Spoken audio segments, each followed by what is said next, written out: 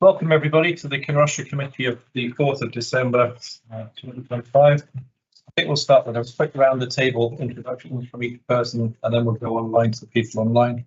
So perhaps we start with the Willie in the corner there. Yeah. I'm Councillor Willie Robertson. I'm one of the ward councillors for Kinross-shire. I'm Charles McLaren from Shanblair Adam Community Council. Andy Miller, Chair, Portmore Community Council. Angus Cheap from Fosway Community Council. Sarah Bruce Jones, formerly Fosway Community Council, I'm just here as observing. Pass over to Angus. Yeah, Richard Waters from the local councillors. I'm Dave Cuthbert, Councillor for Kinross-shire and convener of this meeting. David West, Kinross Community Council. Neil Bingham, the Thornton Community Council. I'm Kirsty Easton, Excellent Team Leader for Preston Kinross Council. Good evening, my name's Greg Boland. I'm Senior Lead for Civic Planning People with Kinross Council. Okay, Daryl, do you want to introduce yourself? I am Darryl McEwen, Senior Engineer in the Traffic and Network Group of Perth and Kinross Council. Thank you. Is that me? Yeah, Matt Welch, Project Officer for Traffic and Road Safety. Okay, Sarah. Hi, I'm Sarah Kimmett, the Community Empowerment Officer at Perth and Kinross Council. Hi. Leslie Ann. Leslie Ann Cassidy, Community Green Space Team Leader. Excellent. Caroline. Caroline Hogan, working the data and GIS team at the council. Excellent. Okay, so does that cover welcome and apologies? I think we've got, do you want to introduce yourself, Drew? I'm Drew Smart. I'm with Glenfarne Community Council. Yes, I think that covers the welcome and apologies. Are there any declarations of interest on tonight's business? Anybody? Nobody interested? No. Okay. Moving on to the next item, the minute of the meeting of the Kinross-shire Committee of the 18th of September for approval. Are we all happy with the minute? Are there any comments or questions? No, are you happy? Okay, we can get those as approved.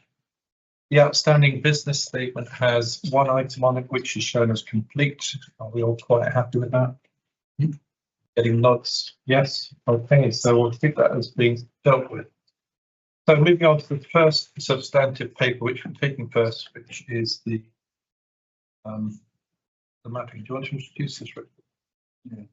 Yeah. This was a while ago. We had the Arab report which came in, which had a list of a master plan for active travel around Kinross-shire, and when that was initially produced, it came out with a list of projects that could be, that they listed on a scoring matrix that could be developed within Kinross-shire to improve active travel in the area. Darrow and the active travel team then done a similar exercise for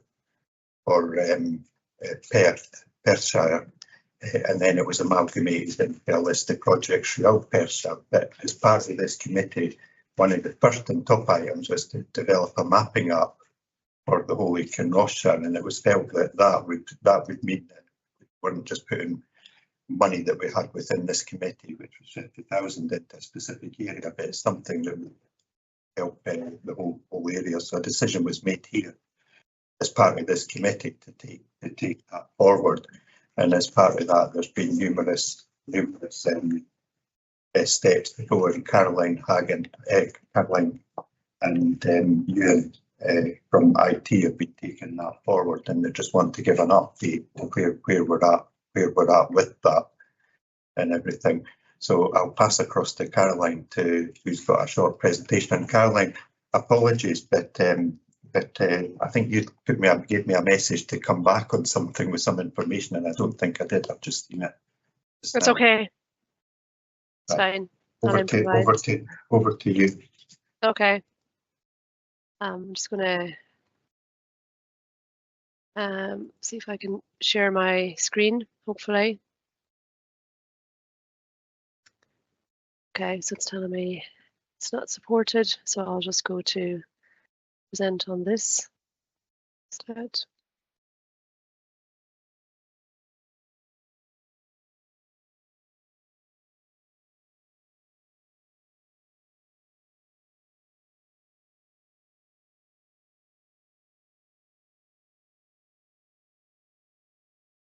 Hey, it's working.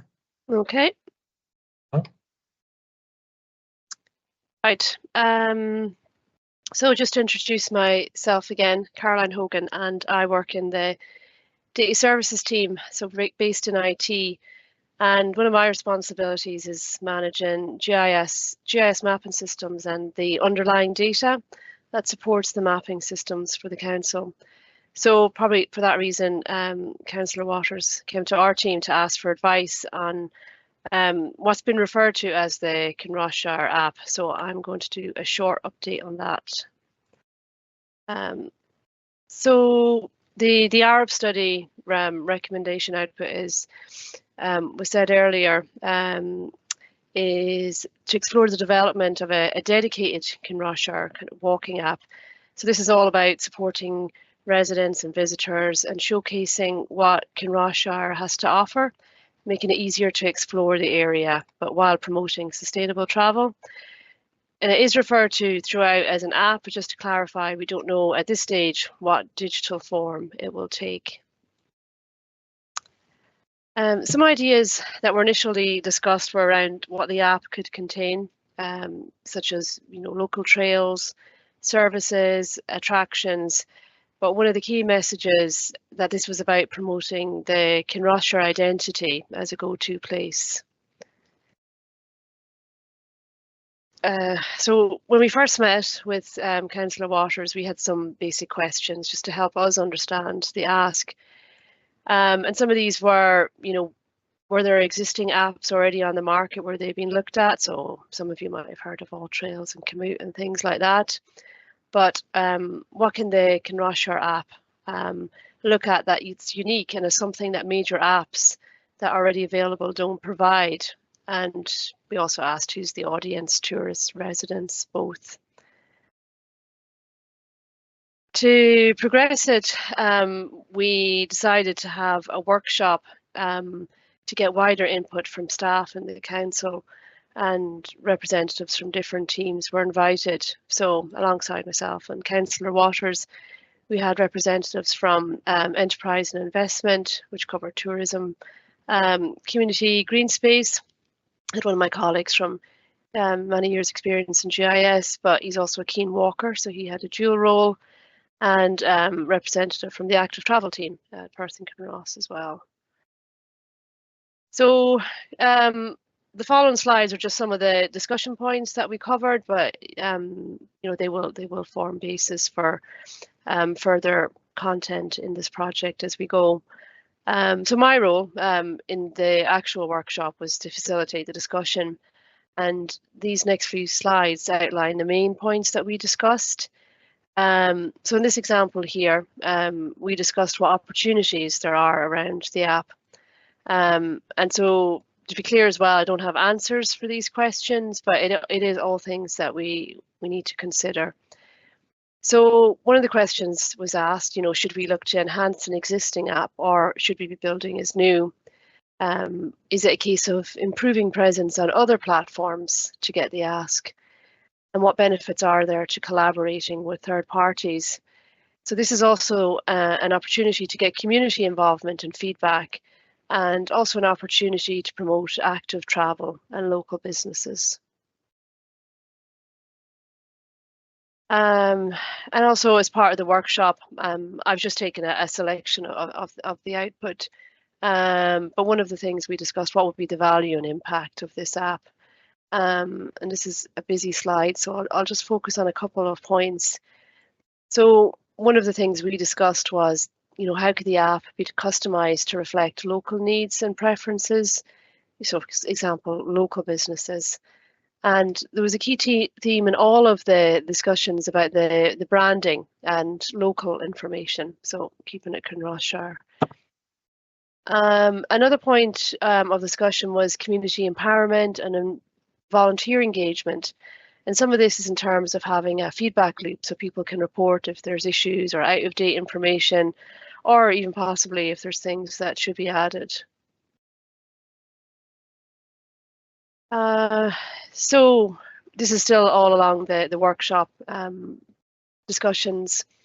And we discussed what kind of features the app could have. So this is a kind of wish list, if you like. Some obvious ones are points of interest and businesses, tourism information, but you'll see points on here about engaging with volunteers. How can we link up local routes and villages with attractions? And I won't go into detail on all of these, but there was kind of lots of kind of wish lists or ask that the app could include. So we had to discuss risks as well, as you'd expect. And again, these are discussion points. It wasn't about having the answers at this stage. Engaging with communities and volunteers means getting feedback, and therefore, what are the expectations on managing and actioning that feedback, and what resource would that take?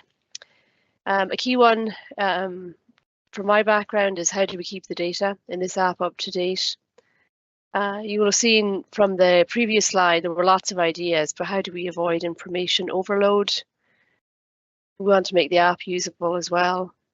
And also key, who owns the app and is responsible for it once it's created? So what are the next steps? The first step would be the more formal discovery or requirements gathering stage. We've got lots of ideas here, which I have all documented on a more formal document, but it would be key to actually getting more specific requirements documented at this stage and agreed. We'd have to be very clear what are the core objectives of what is to be delivered in order to achieve that. The priority data sets to be agreed and how these are updated. We don't want to risk producing something and then not being able to manage and keep it current. We've got an example of an outdoor map produced by a third party for PKC, and it was recognised that we should take that as an opportunity to learn from that as well. And if a feedback tool is a key factor of this, it should be carefully thought out in terms of who will manage the feedback that comes in. A key priority is to ensure local relevance, and we did talk about a design that could be used again for other areas in PKC that could be considered as a factor. And then the last point there is the calculation of costs.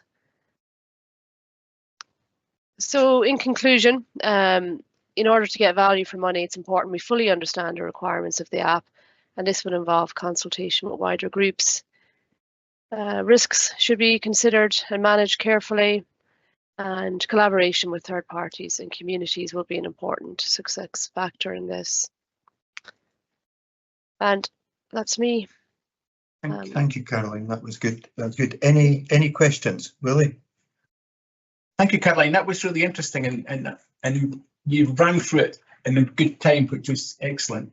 I was going to ask, I'm wondering about the long-term sustainability of a Kinross-shire app, and wondered if you've considered having a Perth and Kinross app, because people come to Perth and Kinross to enjoy the fantastic walking ability opportunities and cycling opportunities we have.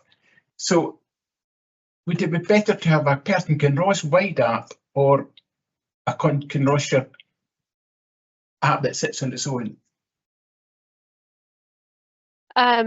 So that was discussed. I will say that the ask for us was to look at a Kinross-shire app, but I know that. we did recognise one of the key things that any solution would have to be, PKC wide, or we would certainly push for that, because all the kind of underlying data sets that we would have or that would need to be captured would generally be Perth and Kinross wide anyway.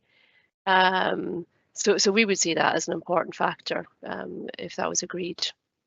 Okay, thank you. I think and definitely Michael from the Active Travel team, they're quite keen that the behind the scenes stuff, the data management, everything like that could be Perth and Kinross, but the front of it could just have a Kinross-shire face on it, so that way you can just change the app can get rolled out across Strathearn or the cars, so that if they want to do something locally in there, and that would give the ability to kind of be local, but from the governance and management behind it, it's all it's all seamlessly, it's all kind of, you know, centralised. I was thinking really, because a lot of people, even when I was slightly younger, would actually cycle like to Crieff and back to Perth from Milnathorpe. And a lot of people come at the weekends, you see them coming there with bikes and they're away up round their hills and into Perthshire and back. So it's to try and make something that's more common way for cycling. David? To be fair, visitors to Kinross spend a lot of time with Fife and potentially Clackmannanshire as well. And Kinross's unique location at the bottom end of Perth and Kinross, our links are quite often more with Fife and Clackmannanshire than they are with other parts of Perthshire. So linkages into something, linkages into Fife will be almost as important in many ways if it's going to be customer focused. That was something that was discussed with the Arab report, which kind of missed that cross.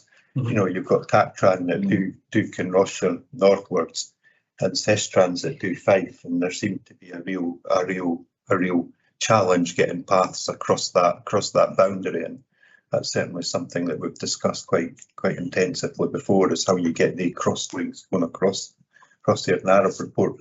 Kind of done it a wee bit, but maybe could be a wee bit more, I think, or making sure the links are actually there.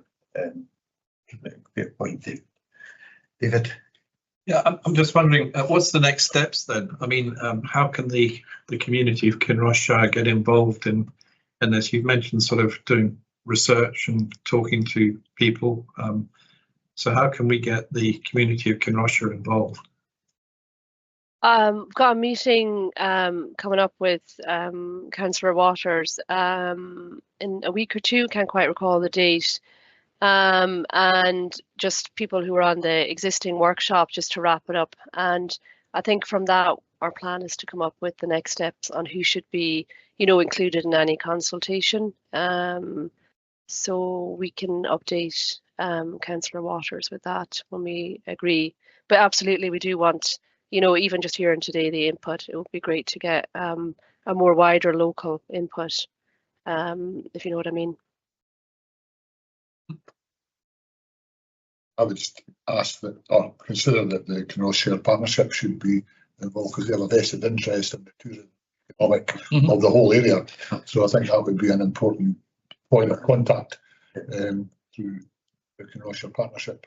We already have an existing website anyway, which is promoting the tourism and everything within the area. So I'd be interested to tie in with that. Yeah. So I think just a consultation with them, or even a presentation to them sometime, to exactly what's happened tonight, so I can go forward. That would be good. Andy?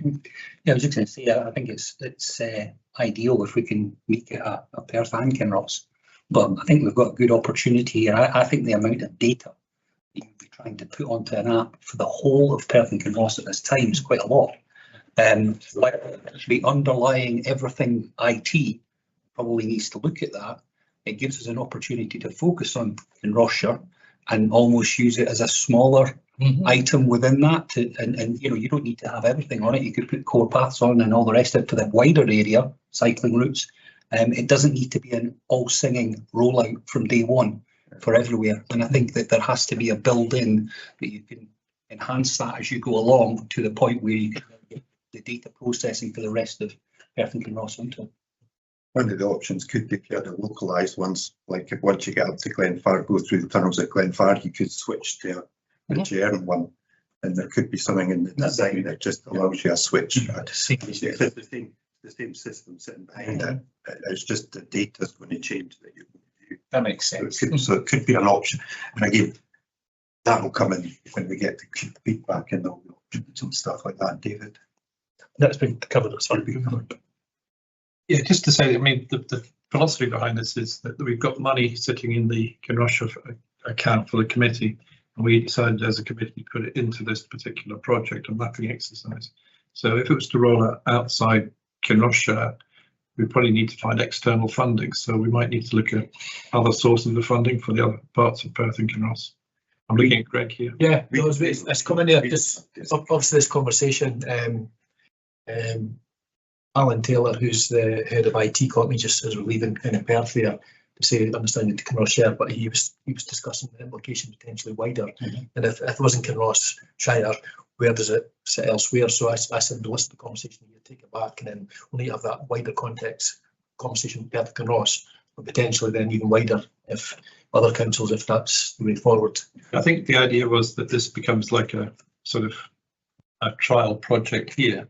I mean, I see this committee as being a bit of a trial for Perth and Kinross, and it's about us doing things as experiments. We're going to be talking later about average speed cameras. So I'm keen to get sort of projects where we take the lead and then it sort of builds momentum with other parts of Perth and Kinross. If they want it. If they want it.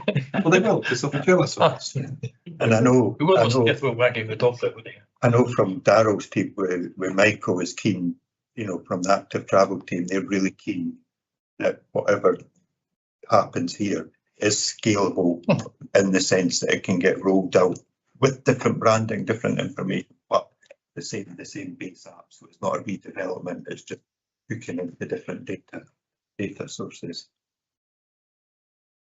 So yeah, I'd probably suggest Caroline and you and myself and Alan, who's the head of IT, probably need to just take this conversation and feed into the next steps as part of that conversation. That'd be excellent if you can include Richard and I in the Yes, comes about. yeah. We'll keep people informed. Brilliant. Any further questions? Caroline and sorry, It was just my only comment was that the mapping exercise, apart from identifying what's there, and you do that, you'll soon identify what's not there, where the gaps are. Yeah. So I think that would be a useful part of the exercise as well. Yeah. And one of the things that's, I know Caroline can only put so much on the slides, but it was a link up to buses and stuff like that as well, that that's all identified. Not doing a route planner with buses, but at least you're showing the link up to the bus stops and stuff. That's an example. Caroline, thanks very much. That was good and a useful update for everybody.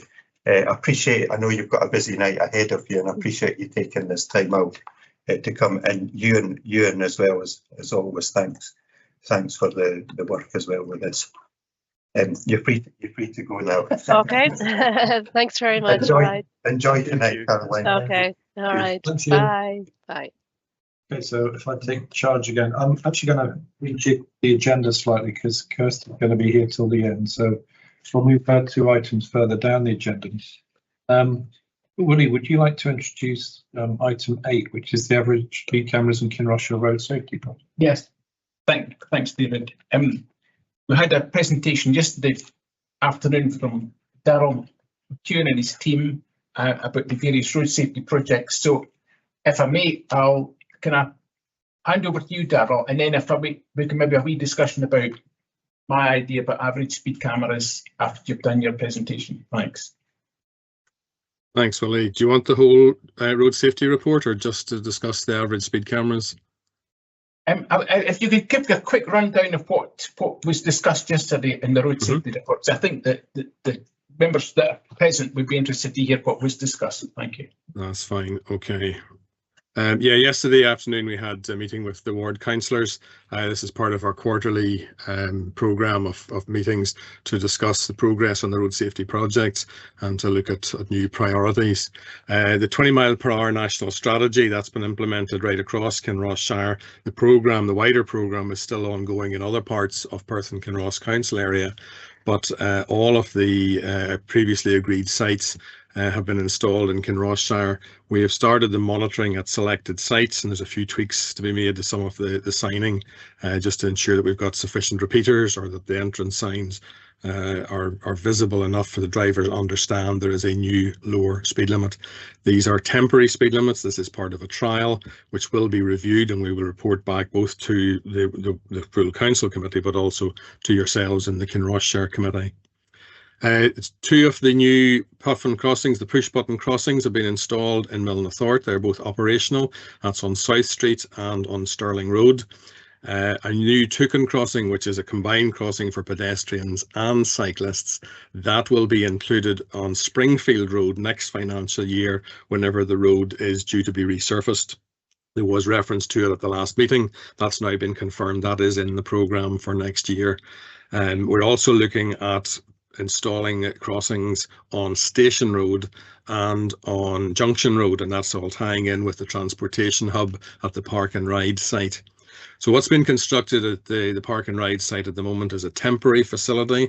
There's cycle parking, bicycle repair facilities, and there's an information board with a QR code on it that members of the public they can log into that, and they can put in what they would like to see as part of the permanent or the wider project, which we're looking to deliver towards the end of the financial year. At the last meeting, there was a fair bit of discussion about the collisions that were occurring on the A91 at the Maughcarse junctions, the Crossroads and the Glenfarg junction just next to it. All the signs have been assessed. There's a design that has been done that will rationalise the signing, try and reposition some of the signs so they're not blocking each other, but also produce them with a higher reflective material so they're more conspicuous, try and make them a little bit more noticeable. The majority of the collisions are damage only. We don't have any information on that, but from the road police reports that we do have, it's difficult to try and identify why vehicles are failing to stop. One reason appears to be that drivers are following their sat-nav at the crossroads, that they are seeing the little blue arrow or the coloured arrow on their sat-nav screen that's taking them right across the road without highlighting the fact that it is a crossroads and that they are supposed to be giving way to the oncoming traffic. Now, that doesn't explain what's happening at the T-junction. We're still having vehicle overshoots there. There's no sort of traffic going straight across. So we're hoping that the signing will improve the situation there. We're looking to try and get that in towards the end of the financial year. But one option available to us is to put in rumble strip markings or to paint thick markings across the road, certainly on the north side of the crossroads and approaching the T-junction. There's no houses in the area, but that visually and audibly but also physically, you would feel the vibration as you go over them. It might make some drivers more alert. We've recently installed these at another crossroads that has a similar collision pattern in the Blairgowrie area. So we're looking at that. We're monitoring that to see how effective that is. I wouldn't recommend the rumble strips on the south side of the Maughcarse crossroads because we're too close to properties there and there might be noise and disturbance. But that project hopefully will be well underway by the time we come back to our next Kinross-shire committee.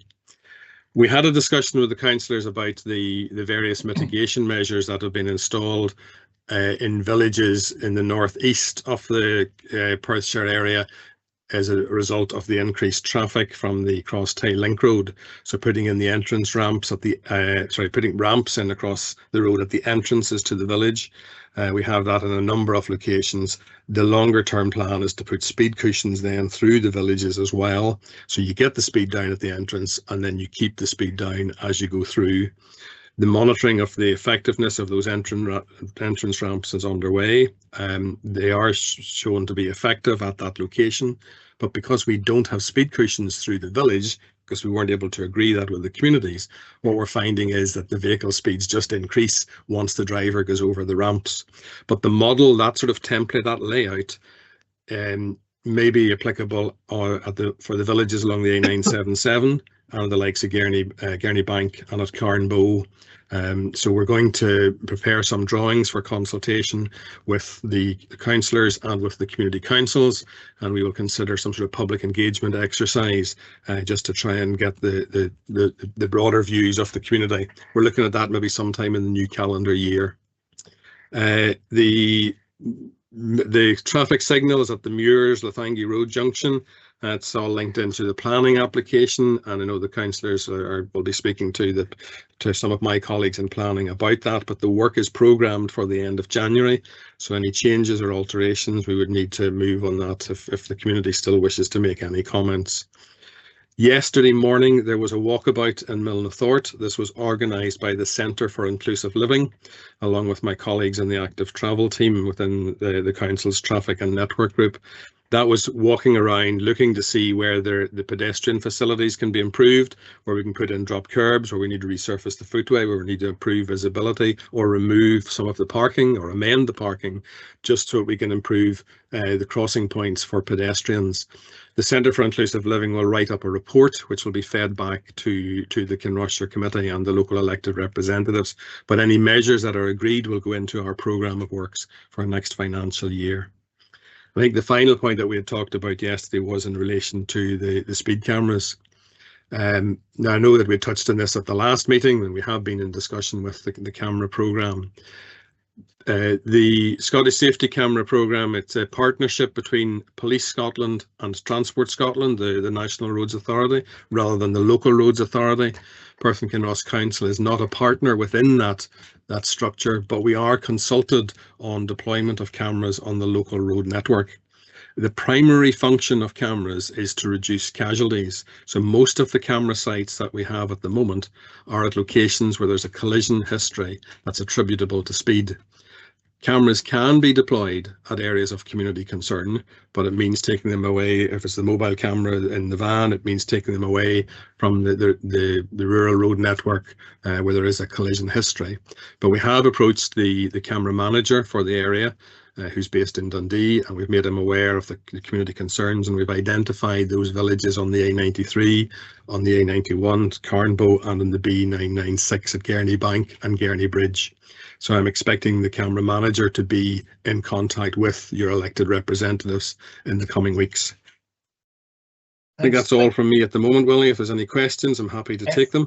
I'm going to ask for questions in a second, but could you say a little bit about the Scotland Well, a southern approach to Scotland Well, because we briefly discussed that too. Yes, there was discussion some time ago, whenever the 20 mile per hour trial was on. This was probably about 2019, 2020. We were putting in a series of measures to see how effective the different speed reduction features are, such as signing, electronic signing, physical measures. And at the time, we put in ramps at the entrance, or speed cushions at the entrances to Kinnass Wood, but not in the centre of the village. There was some discussion about putting in speed cushions or a ramp at the south of Scotland Well. That project was put on hold. We've never pursued it, but it was raised yesterday by your elected representatives. So on the B920 at the south of Scotland Well, we can consider putting in either a ramp across the road or this little square speed cushions, one on each lane. That would slow traffic down coming into the village, but it would also discourage drivers from accelerating as they leave the village, which I know has been a concern from some of the residents in that area. What we found with the cross-tie link road measures is it's probably better for us to put these in asphalt, so they actually bond to the surface. If we've tried the bolt down speed cushions, the trouble is even if they are in as a temporary measure, to lay them and then lift them again, it damages the surface. We usually end up having to resurface or to patch the road anyway, and there are problems with recycling of the material. So we would recommend using asphalt, and that doesn't mean that it's permanent. The asphalt could still be dug up and the surface retreated again. But we will prepare a drawing showing a recommended location, which we will pass to Portmore Community Council and the ward councillors, and we would look to install that next financial year if there is agreement from the community. Thanks very much indeed. Now I'll open it to questions. Any questions for Darryl? Are we absolutely certain that these 20 mile an hour limits are going to be effective? Other than average cameras, how can they be policed? Well, in regards to policing, that's a matter for Police Scotland rather than for Perth and Kinross Council. I understand that, but I mean, we're trying to be realistic about the whole thing. Is it a practical measure that will have the desired effect? What we discovered when we did the trial a number of years ago was that the signing alone will have a minimal impact on driver behaviour. The electronic signs will bring the speeds down a few miles per hour, but will help to eliminate excessive speeds. Physical traffic calming measures are effective and can reduce speeds by about a third, but they're not always popular because there's noise, there's vibration, there are other issues associated with them. However, the view of the Scottish Government is that this is a long-term campaign about changing how people use the road. I mean, the responsibility to drive within the speed limit remains with the driver. So the police can enforce, the council can put in physical measures, but it needs to be, the driver needs to understand why these lower speed limits are in. Looking at the compliance rates for the number of sites that we've currently monitored, they're very mixed. In residential streets where you've got a lot of on-street parking and a lot of activity, or where the road is quite narrow, compliance is generally good. But what we're seeing on a lot of our wider roads, and particularly our main transport routes, traffic volumes and vehicle speeds remain similar to what they were before the speed limit was lowered. So there is a concern there that if drivers are starting to ignore the speed limits, the lower limit on these routes, will that behaviour translate then whenever they journey on some of the lesser roads, some of the residential streets? Police Scotland's position has always been that they will not routinely enforce the 20-mile-per-hour speed limits, but will respond to community concerns as resources permit. And in fairness to the police, that is their same position with the 30-mile-per-hour speed limits. They can't be everywhere, but there is an understanding that the driver should be complying. Okay, thanks. I think part of the reason why it's been done as a trial is the trial allows us to either remove the traffic order, the legal document, to amend it, to extend it. It's a more flexible approach than putting it in as a full measure, and that's based on the experience from Wales and from Borders and Highland in Scotland, which are the two authorities that were leading it. Borders followed the Wales example and put in speed limits across all of their villages from the start to the end.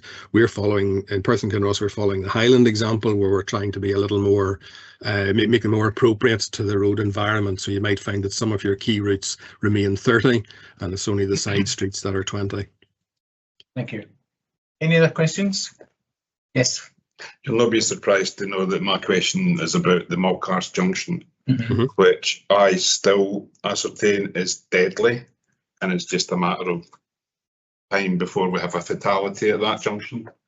I'm pleased to announce that there probably hasn't been an accident in the last week, but there might have been. I might just not be aware of it, but there are accidents there regularly, and it's nothing other than the speed that the traffic comes off the motorway on. It's a 70-mile-an-hour limit until you reach that junction between the B919 and the unclassified road, and you've just got an access road coming off the motorway, coming onto the motorway from Milnathorpe, where a road is narrowing from 2 lanes to 1 lane to having a lane coming onto that. Modern cars now have assistance packages which will monitor the speed in the various areas, and as you drive down there, the speed on your car will go from 70 miles an hour to 60 miles an hour to 40 miles an hour, back up to 60 miles an hour, going through those junctions. Mm-hmm. And if you're not aware of that, if you're on a long journey and you're driving to St Andrews and you come through there, those are the speeds that you'll be doing. Regularly in the past month, I have been overtaken on those hatched lines, which really should be that people cannot overtake there. My drivers on the buses report almost on a daily basis of near misses. So I think that putting in rumble strips and making the signs more visible will make not one jot of difference. Down in Cookadevon and Blair and Gone, we've got the precedent of traffic lights being installed to calm the traffic down, and that's really the sort of thing that you need to be looking at the Mulcast junctions. And we've highlighted over and over again about the danger of our buses stopping. It's a bus stop at the Mulcast junction, Mm-hmm. where you've got these cars coming off at 70 miles an hour. People are getting off the bus.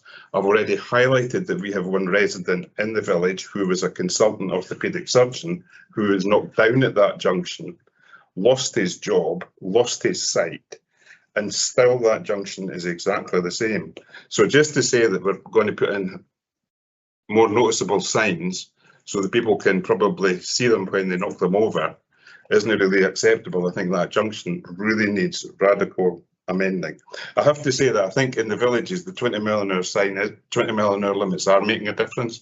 I think in Glenfarg, it's less noticeable people that are going ridiculously fast. They're probably still going fast, but they're not going as fast as they used to. So I think that is making a difference.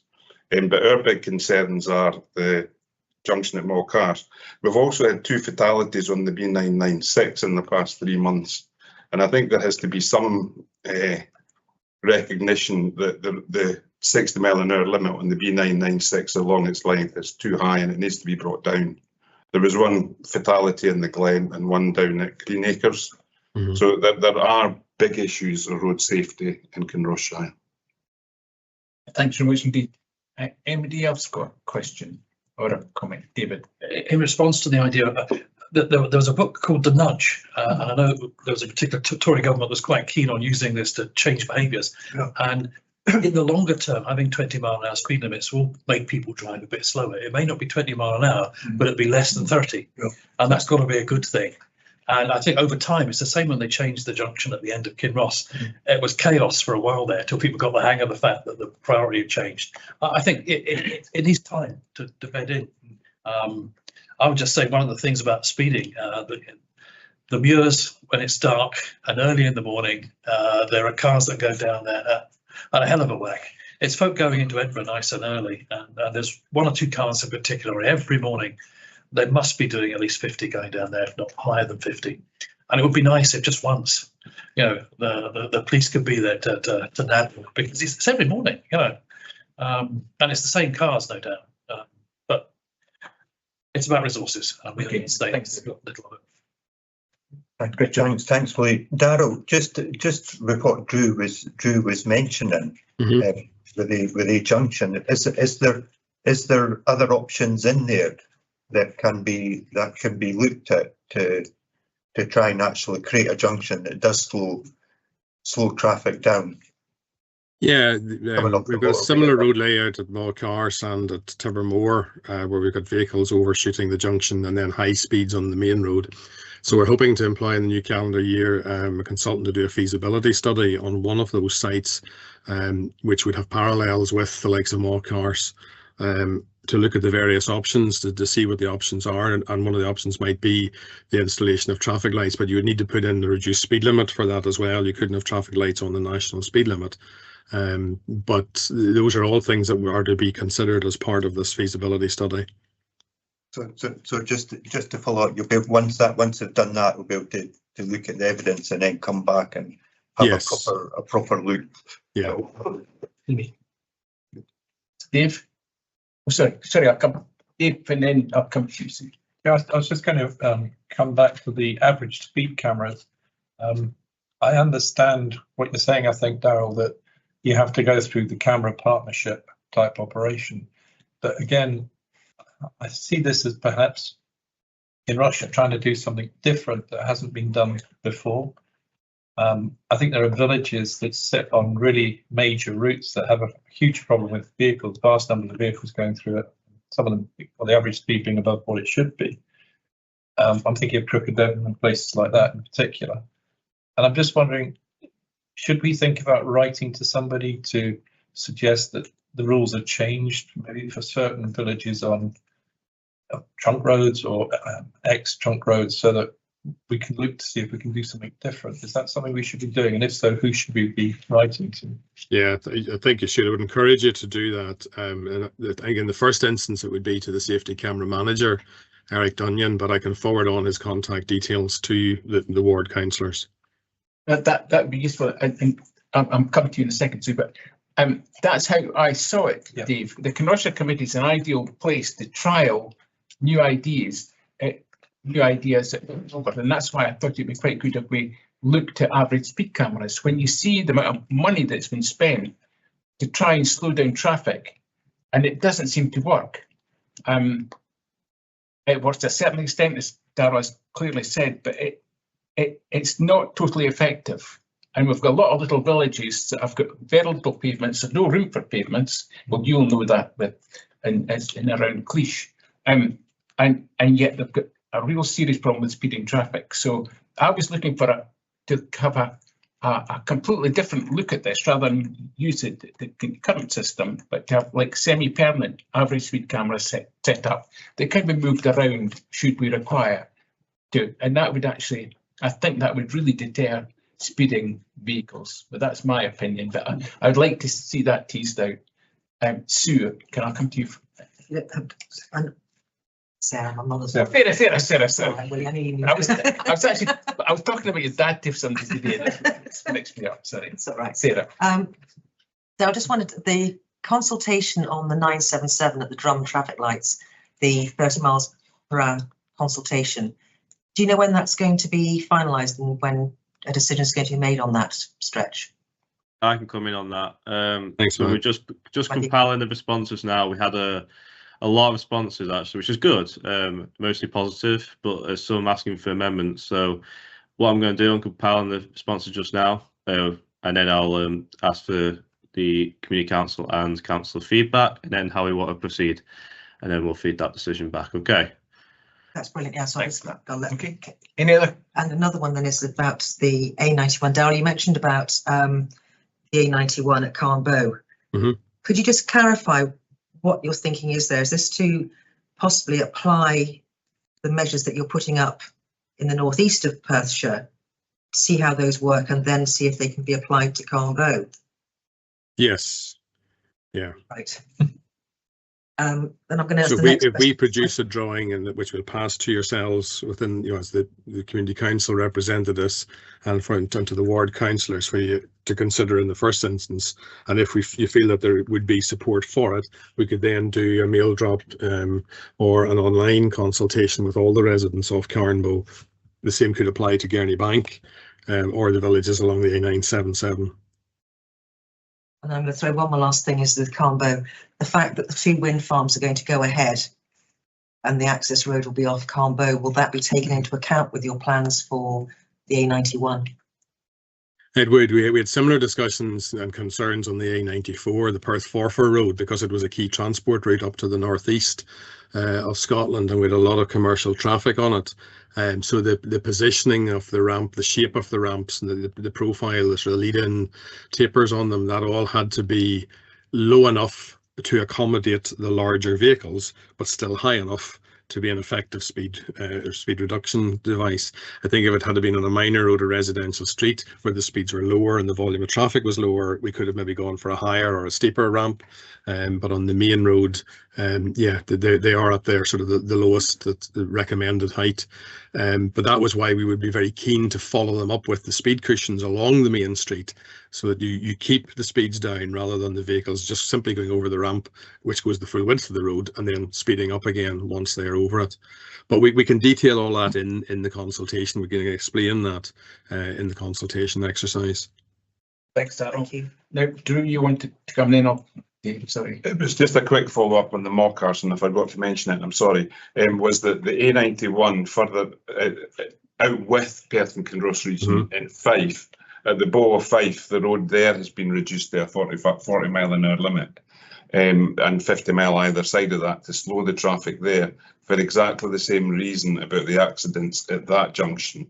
I suspect that there were fatalities there, but it's exactly the same as the reason for slowing the traffic at Mockart.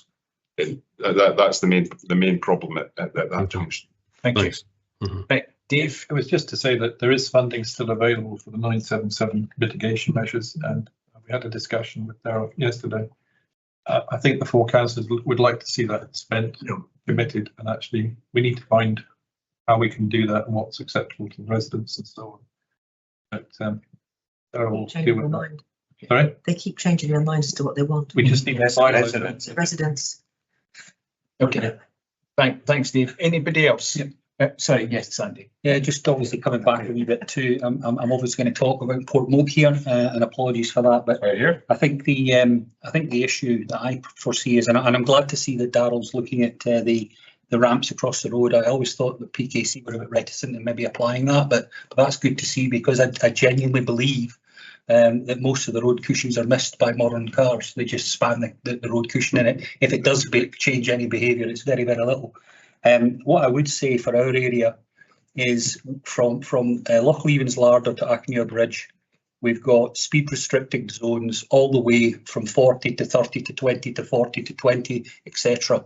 It is a rat run.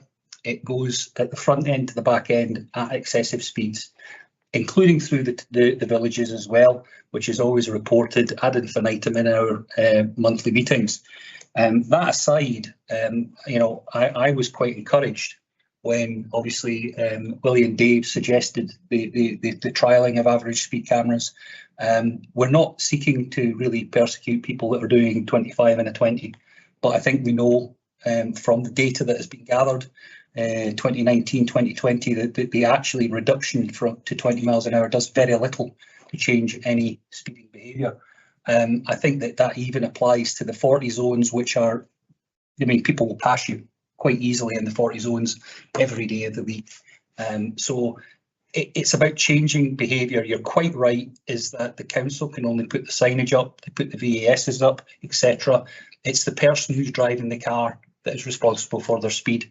The only systems that I know of that actually work are either police enforcement, where you've got physical officers, and we know that there is not the facility or the manpower to do that within the police. They've said so themselves. And the obviously average speed cameras, which we know work. They actually change driving behaviour because of what they are. And I would certainly like to think that by whatever measures necessary, we can pursue this, have a look at it and see who we need to write to enable this to at least be trialled and to actually get some data back. Because as you're rightly saying, Kinross-shire Committee is the ideal opportunity to do something different. And I think that it would demonstrate by moving driving behaviour, it would demonstrate that this actually works. And I would certainly wholeheartedly support any measure that would be brought into that effect. Thanks, Andy. Neil. Thanks, Billy. Darryl, I know it's not your immediate area of expertise, but do you know in terms of the cost and the resource required with average speed cameras? And I know they sort of sit there inertly, but presumably there's always a sort of a legal structure behind it, and obviously a human structure in terms of actually enforcing it. Do you know anything about that? You know, is it a resource expense intensive thing, or is it comparably actually more affordable than say doing physical interventions on the road? I don't know, Neil, but that's the sort of question that we can set to the camera manager. So that, I mean, if you want, I could try and set up a meeting with him and the 4 ward councillors in the first instance. Or do you want me to extend an invite to him to come to the next Kinross-shire committee? But if he had the likes of those questions in advance, he would then be able to come prepared and provide the information for you. Just in terms of making the business case for it, you know, again, often what we don't see, I remember when we were dealing with a 20 mile an hour, you don't see you think it's just a sign in the road, but of course it's all the legal process behind it and the cost associated. So it's really just to get a better idea, and we can maybe build our strategy once we know a bit more about that. But that would be great. Thanks, Darryl. Thanks, Billy. Before I bring Neil in, Darryl, when you were suggesting having a meeting with the camera partnership guy, all the ward councillors were nodding their heads, so I think that'd be a good first step. Right. Neil. It's not really a question for Darryl, but it's a question for the chair and vice chair on speed. Is there funding within the Kinross-shire committee still which could possibly allow the purchase of pop-up police cutouts, which could be given to the community, each of the community councils, so that they could have one and put up? That does have a deterrent effect. And just having one, if there's money within the budget of the committee, they're not that expensive. I think about 70 quid or something like that, pop up one. I'll let Richard answer this. No. Okay. Did you find somebody? The 50,000 for the mapping up is put aside for the mapping up, and then you know, we don't really know the cost of that, and it may be more than that, it may be less than that. There might be, I think Darryl's team's still got money, some active money that they've got left, and we've already spent that money once before and got it back. So you never know. If we chat nicely, you know, it was just a we might be able to get some of that back. If there is some funding that could come from someplace, and then the community councils could at least have them. I know Police Scotland have a couple which they loan out to the schools, but they are used for all over the area. But if the community councils had 1 or 2 which they own, they could put up themselves, take down, and it would have a deterrent effect. I would hope. Really doing it. It might have something that the Recent Society Fund could help with. Yes, then you go. Yeah. So as a community councils, we'll chat about that later. suppose my observation is a bit more controversial. So you could put in as many, similar to the points you've made, you can put in as many signs as you want, and you can say it's the driver's responsibility. So I get that. But so long as if you commit a crime and you get off with it, you're going to carry on committing the crime. Right? And what we're saying is Police Scotland, we decided not to look at that. Well, who says that's okay? There's laws being broken, and at our community council, the singular complained thing, every single meeting is speed, right? And they say it's on our matrix. right, we nick somebody every now and again. But actually, you know, if you're going to do something different, wouldn't you be writing to Police Scotland and saying there is widespread disregard of the law and it is your job to enforce? And the communities, every single one, every single meeting, are asking for that to happen. And they just reorganise the resources away from some of the other things they do. If I might, I think everybody agrees with you, but this is an issue we raise with the police all the time. Yeah. And they are stuck for resources. They say they don't have the manpower.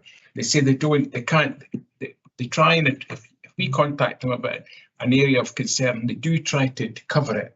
But that will only last for a wee while. I think they could be called off somewhere else. Yeah. Well, every community council will know how many times they get police actually at their meetings because they haven't the resources to attend them. So I agree totally with what you say, but it's just. My house is within meters of a 20 mile, right? Yeah. It's a straight bit.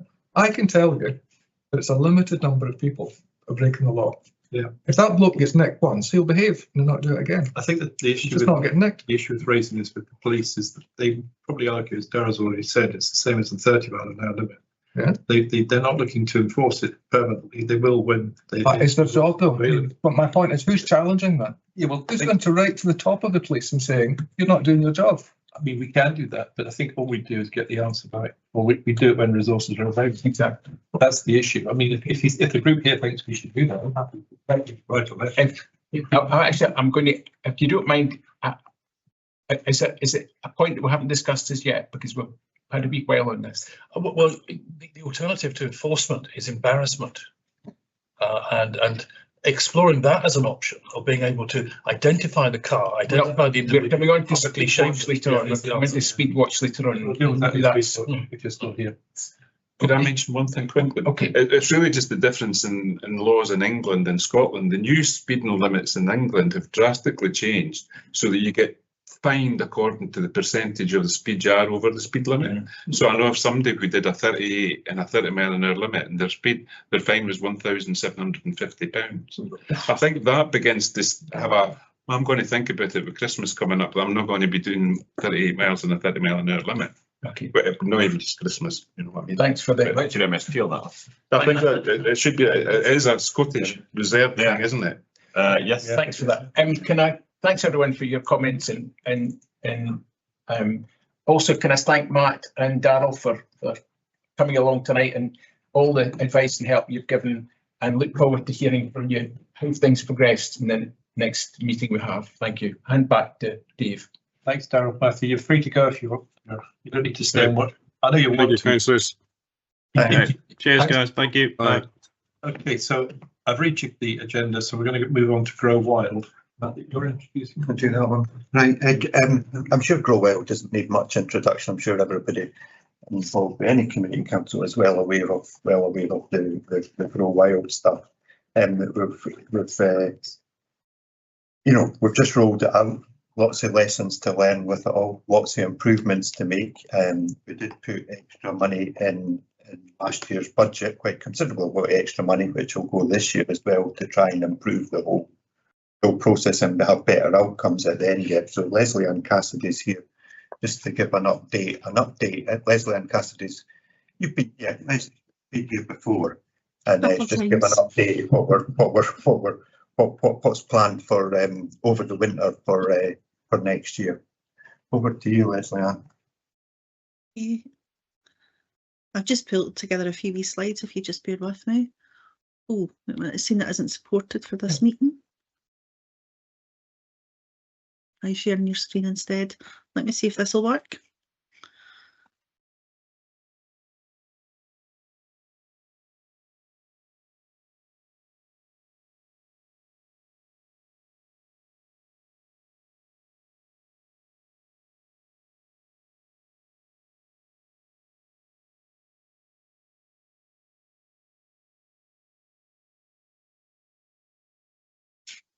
Are you seeing that now? Yep. Okay. So I just thought I'd start off with some of the examples of what's been happening in Kinross-shire. So we've had mappings and sessions in Kinross and Milnathort. Biodiversity surveys have been undertaken in a number of the cemeteries. In October, Kinross and Bloom got over 8,000 crocus, 500 tete-a-tetes. They partnered up with the Rotary Club and school pupils and undertook a planting session. There was a social media thing went out on that on Facebook and I think Instagram just to show about it.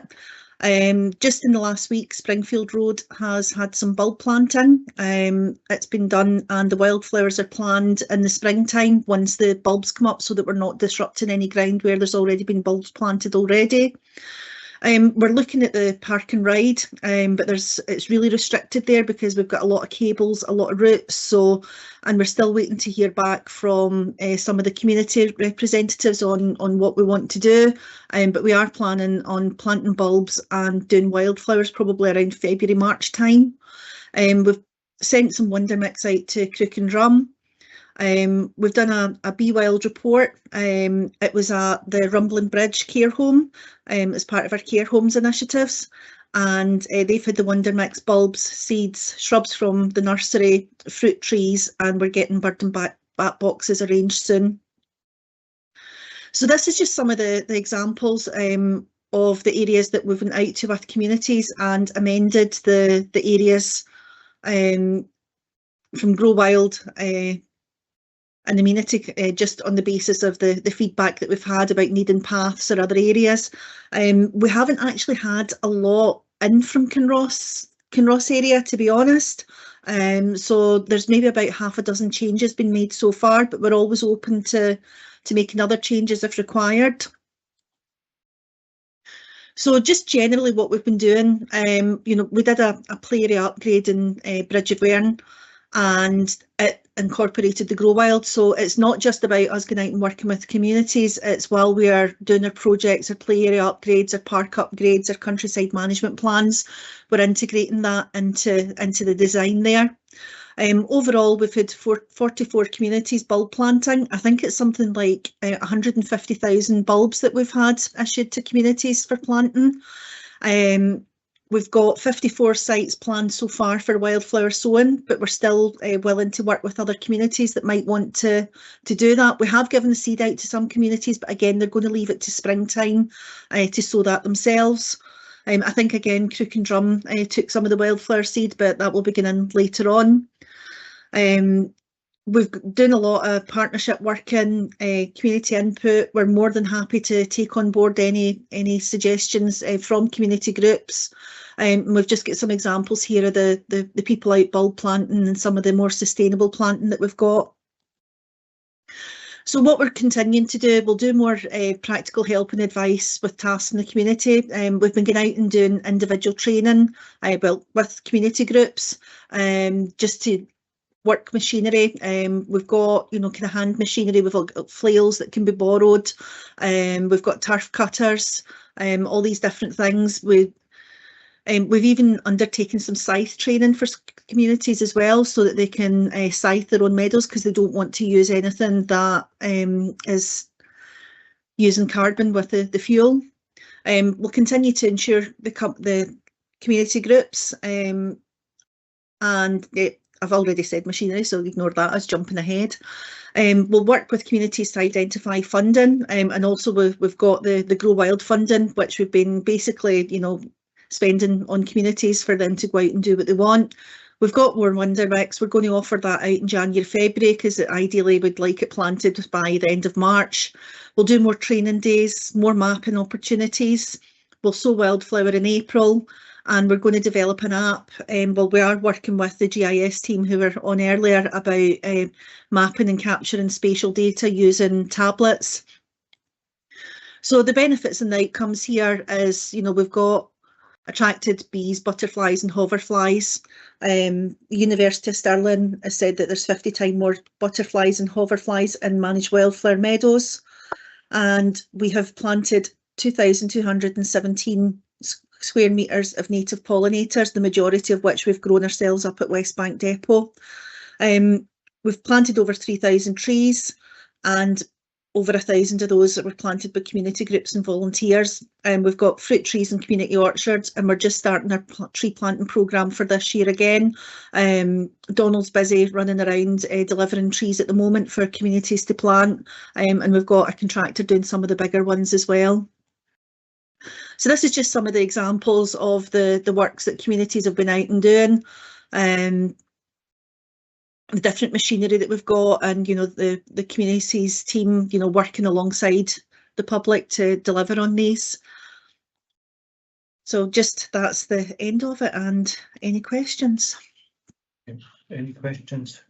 Can I just, thanks very much, Leslie Ann. Would it be possible for a copy of the slides you've just done to be sent to the community councils? Yes, of so course. So that each one can actually be able to share it with their members. Of course. Thank you.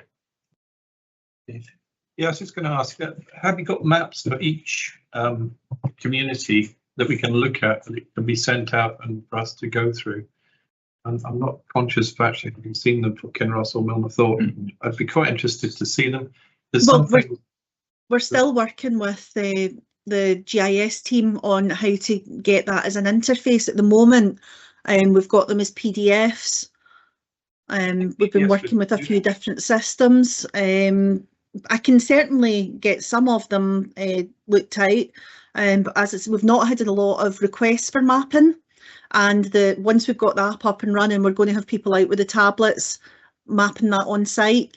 Also with the Kinross area, with it being new to the trials, we were wanting to bed that in because we found in the first area that we were still making tweaks into the second season. So once it gets back into the grass cutting season, we'll do a bit more, but I can certainly look at what we've got and share them.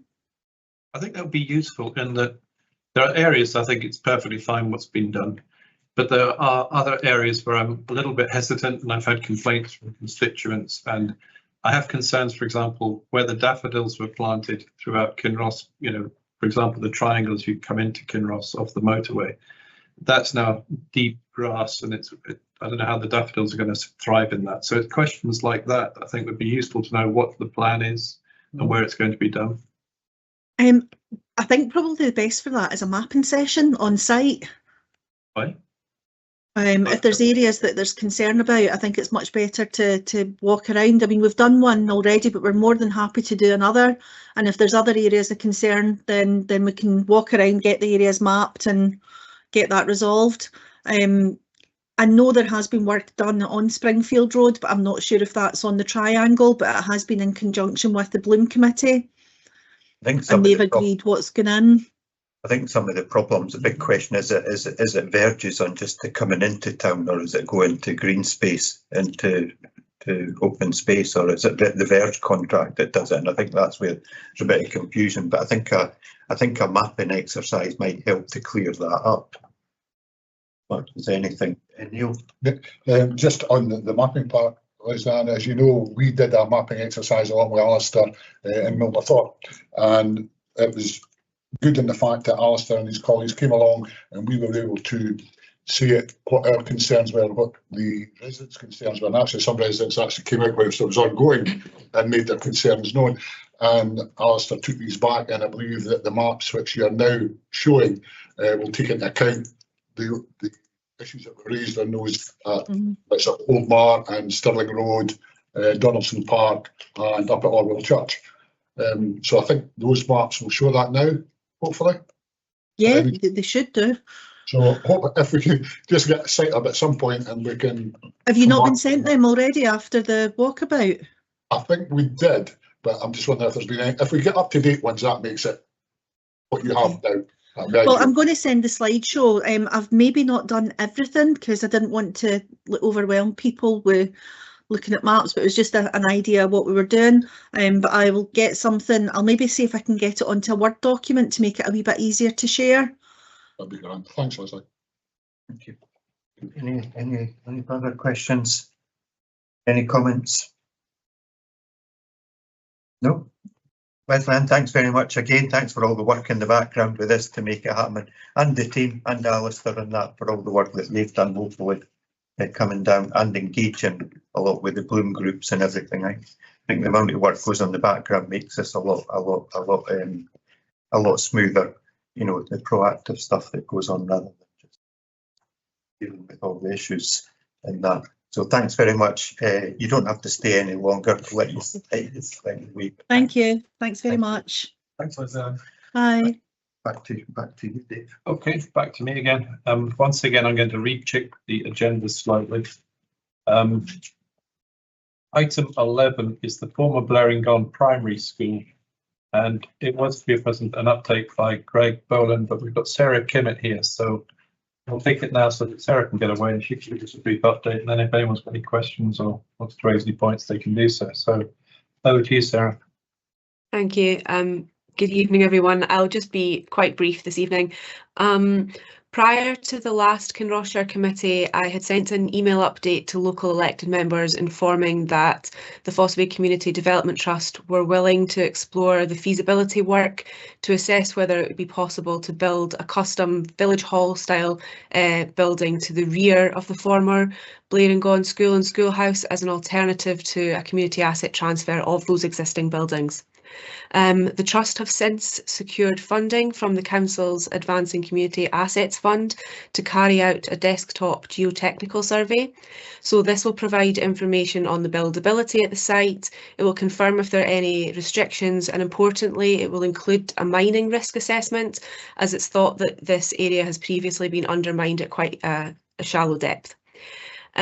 Once the study's been complete, the Trust will have a better idea of what the possibilities and the options really are. So at that point, we can update the committee, and importantly, the Trust will then be able to go to the wider community to consult on the options. In the meantime, the Trust are continuing to explore the possibilities for the school and the schoolhouse option, and they are meeting with myself and other officers tomorrow to explore some ideas that they have which may relate to the council's cultural strategy. So currently exploring both options and both options moving forward. Happy to take any questions. Any questions? No, and I'll see you tomorrow, Sarah, at tomorrow's meeting. Yeah. No, Sarah's just actually completely cut because. Okay. I think Neil's got a question. Yeah, thanks, Sarah. Yeah, no, it was good to hear the plans, and I was at the AGM of the Development Trust to sort of hear a bit more in detail. I think it's great that they're looking at both the options in parallel. Assuming that they didn't go ahead with the transfer of the other building, I presume that would just go in the open market. That would be the, you know, if the need was met with the new building, is essentially the school would just go in the open market. Is that the? Obviously, the great thing about doing the development, and I realise it's like the Development Trust, but obviously the great thing about doing it is you kill two birds with one stone. You redevelop an existing property and you provide the facility. But that is presumably what the council's plan would be. Is that correct? If it doesn't go ahead. Yes, so the school and schoolhouse would be put on the open market, and there's been discussions around if we can sort of use that to support the building of a new site, but that's something that it will have to go to local elected members, and when we have more idea of the possibilities, we can come and ask for a firm decision on that. But yeah, that would be the plan. Yeah, no, good. No, as I realise there's lots of other options boiling around just now, so maybe slightly jumping the gun, but I was just interested to know. Thank you. Right, so I can quickly update you if you want. So those are the two options. There's the option one which has come forward, which is that Perth Kinross Council now split that site. Council hang on to the school building, gift us the land that we then have to build our own building on. I understand there's a disagreement somewhere, or it's clarifying. If the council sell the school building and the schoolhouse, any profit would be given to the Development Trust and the community to build a village hall. But I understand that that's been then said, no, that won't happen. So we would have to find funding to build a village hall. How do you measure profit? How do you measure profit? Well, but then the other thing is we've always been told that we couldn't split the site, because I think we asked about that right from the start about splitting the building. So that is option one. So the survey's been commissioned, we'll spend the money and we'll see what comes back from that. But as Sarah knows, we've been looking a lot into options for a heritage museum, craft workshops, and actually being able to have income generating activities in the schoolhouse. That the old school becomes the village hall, and the old schoolhouse becomes, you know, along the lines of a heritage site, heritage museum. So many ideas going on at the moment, because we also have this other thing, is that the new bridge over Rumbling Bridge Gorge, we've now identified that the bridge that we're being offered is in fact Charles Rennie Mackintosh Bridge. So we'll be relocating a heritage asset. So that opens up a whole lot more options for tourism and culture for Blerrington and Rumbling Bridge. So there are lots of ideas. The reason we bring this to the committee is that the Kinross-shire committee has powers over community asset transfers, as they're called. And this is viewed as a community asset transfer. I mean, you're going through the process. And I think I speak for all the committee that we're very keen to see this go ahead. There needs to be something in Blerrington. It doesn't have a community hall. It doesn't have any sort of community. So we are very keen to see it happen. And I think if you can bring back, I mean, if you bring it to the 4 local members, once you've had the meeting with Sarah, go, let us know where you're at, and we can see what we can do. And if need be, we can bring it back to this committee for us to see what the committee can do. But that's why it's on the agenda and it's coming up. Are there any other questions or comments? I'll just make an observation. You most definitely will need to do a mining investigation at the site. Yeah, I think you're right. Yeah. Anyone else? Excellent. Well, thank you very much, Sarah, for coming along. You're free to go. Stay and watch if you want. Good evening. And Sarah, nobody ever stays. I know, no, let's stay. I don't know what that's Shocking, it's shocking. Okay, so we're moving back on the agenda, back to item 6. And we have Kirsty East to talk to us about this. This is the place-based investment program. Kirsty is economic development. Yes. And believe it or not, she's agreed to be the lead officer for the Kinross committee going forward. We had Lee Haxton leave the council, and Greg stepped in valiantly. He's actually a strategic lead for strategic planning, people and performance. Now, whatever that is, I don't know. It's quite important, apparently. So he hasn't got a lot of time. So Kirsty agreed to step in and act as the lead officer. And Kirsty does have a lot of time. Well, I'll make it work. It'll look good on her CV, that's the thing. Everyone will see Kinross-shire and say, oh, well done, you survived that. Good job anyway. So Kirsty, would you like to lead into the place-based investment program? Yeah, I was going to say, we've already got my slides up. Thank you. Next slide, please. I'm just going to give a general overview of what the fund is. So the Place-Based Investment Fund is a Scottish Government programme that supports community-led regeneration, town centre revitalisation and offers sustainable development. So it's part of a national £23 million allocation, which is across the whole of Scotland. Funding has to be committed by the 31st of March 2026. And the aim's really to deliver place-based principles and create better connected, more vibrant and more equitable places. So the key objectives of the fund are to align and strengthen local place-based initiatives, support policy ambitions, 20-minute neighbourhoods, community wealth building, community-led regeneration. It's to ensure investments shaped by the community and it includes their aspirations. It's also to look at accelerating progress on likes of net zero, well-being, inclusive growth and reducing inequality. So how we have selected, well, how we want to select the projects going forward is looking at requests from local organisations, community groups, looking at areas with the highest needs, looking at community action plans, local priorities, and also aligning with any of our key strategies. So for example, it might be the Perth City Centre Development Design Framework, which is maybe looking at underused assets, improving public realm. We might also look at like key projects that are in our economic strategy and action plan. So projects that are ready to go that we can then put forward for using for the funds. Looking ahead, given the fact that the Place-Based Investment Fund, we got quite late notice on this, so we had to use existing projects that we already had. I'm going to preempt the questions here. So we do have to deliver these quickly. We do need shovel-ready projects. So we need to identify these much earlier if this is going to continue into phase 2 and then hopefully the funding again next year. The same principles will apply to future capital funds. So whether that's coming through the new local growth funds. So we need to have economic capital projects readily available and identified. And Kinross-shire is going to be a key focus for us going forward to ensure that we've got projects identified. We do have that desire, not just in Kinross, but looking rurally as well to make sure that we've stronger geographical balance. What we also plan to do as a service is roll out many frameworks for our rural towns. So working with planning on urban design approach, and this was something that will progress into 2026.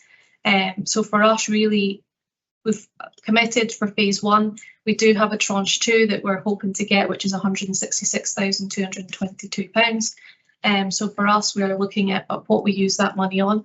And we're looking to, hopefully, what my plan is to have some sort of workshop next year, could be through this committee with community groups, is really to identify future projects, map readiness, feasibility, ensure that rural voices are heard, and really just build a stronger pipeline. So when we do get opportunities for funding, we can move quickly and we know that we can deliver within the timescales that we have as well. Okay. Happy to take any questions. Excellent. Any questions? Just before anyone comes in, just to say this arose, I think it was at council or the finance and resources. Possibly. I can't remember what it was, but basically this is a fund that the Scottish Government put money into, and it needs shovel-ready projects. And the way it's worked up till now is Perth seems for some reason to have lots of shovel-ready projects, whereas the rest of Southern Kinross doesn't. So I have raised it. 70% of the money went to Perth and 30% went to the rurality, and that's the opposite way around. So I've had a commitment from the leader of the council that we'll get that switched at the next round. But in order for those projects to be considered, they've got to be there, they've got to be shovel ready, people have got to be behind them. And that's really what Kirsty's talking about. We can bring this back to the committee later on with ideas, but I think if you could just outline briefly some of the things. I think it's the Colts in Perth or something got money for, is it an all-weather pitch? And yeah.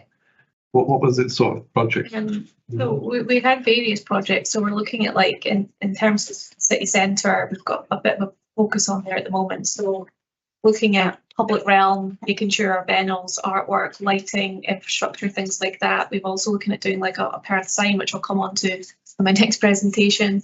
We've also the Y building in Cooper Angus. There was a project at Aleph as well. Beatrix Potter Gardens in Dunkeld. So it's various different projects that were worked up to a point where we know that we can deliver them by March 2026. Okay, so questions. Will you come first, I think? Thanks. It seems quite exciting and could make a big difference in places. Because I've been a councillor quite a long time, I remember things that from way back, and there used to be things like villages and small towns were selected to get a facelift and upgrade. That happened in Milnathorpe.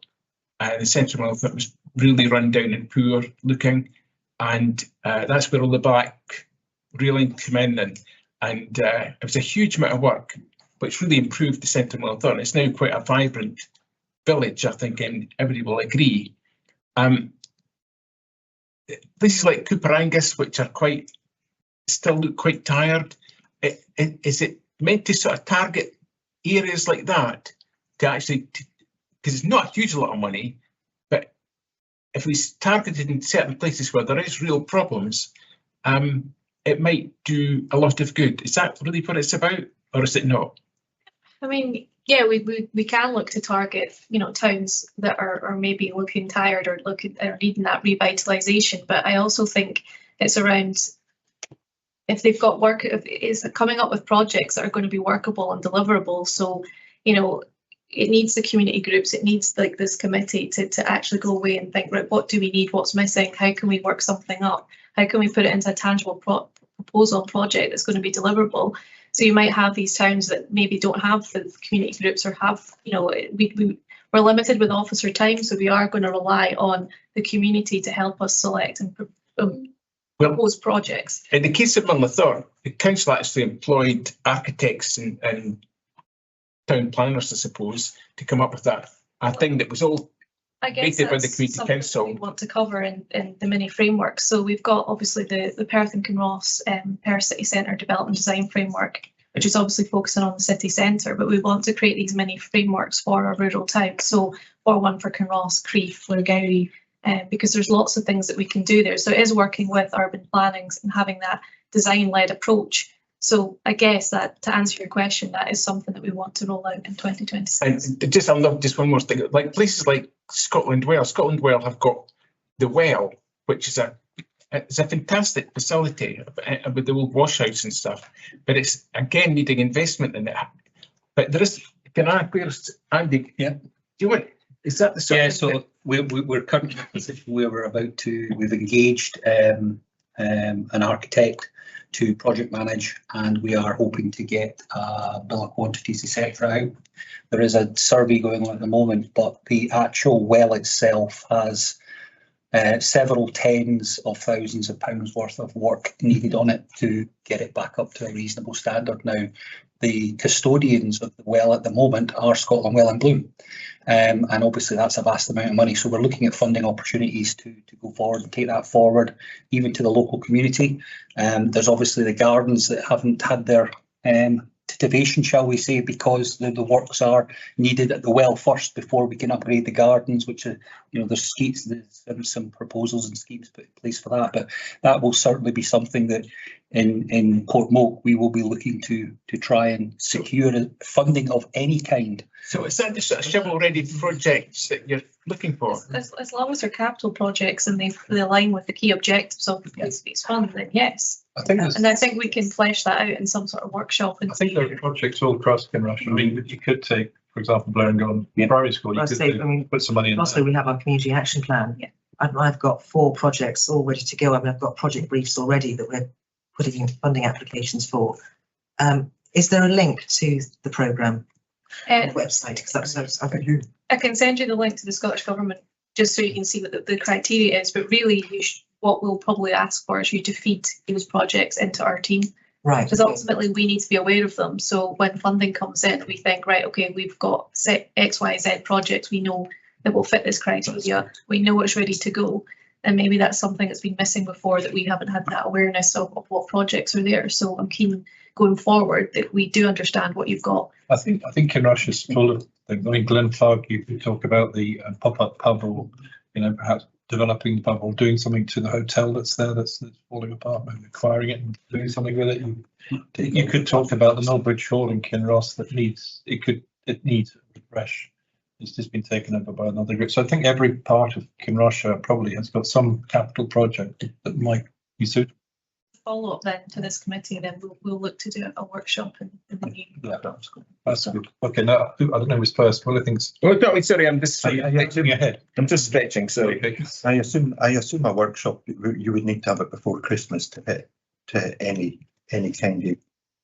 Well, phase 1 is all allocated, so this is really building a pipeline for 2026. Yeah, because we will have tranche 2, but we are. This should be a recurring fund, so we should get this again next year. I don't know how much, but we are. As if we do get the request, it usually comes in quite late, that we're at least able to move quickly. Yeah, we want 70% spent in Kinross this time. Right, any more questions? True. I was just going to bring up the Community Wealth Building Act, which is going through Parliament at the moment. And I think that's something that we all need to keep an eye on for the future, because I think there are huge opportunities in there if that's passed. But I think, my understanding, there are 5 pillars, and it's all about keeping, rather than money being stuck out of our communities and us becoming dead at the end of it. The council have, when they're procuring certain services, that they look at where the money is being spent, who's going to benefit from it, rather than it disappearing to a great big company in Germany or Luxembourg or whatever.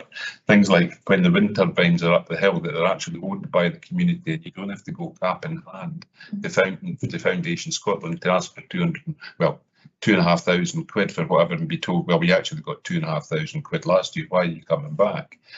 So it's to develop a whole different ethos to what the council's doing with its money and directing it, so that you can actually get a virtuous cycle rather than the vicious cycle that we've seen in the past 20 or 30 years with our local communities, local high streets and whatever, all beginning to look as if they've been giant leeches all over the place, sucking the blood out of them. I think it's something to watch. I don't know if I know that it's been through Parliament and whatever, and there are a lot of pressure groups, but it certainly is very attractive to.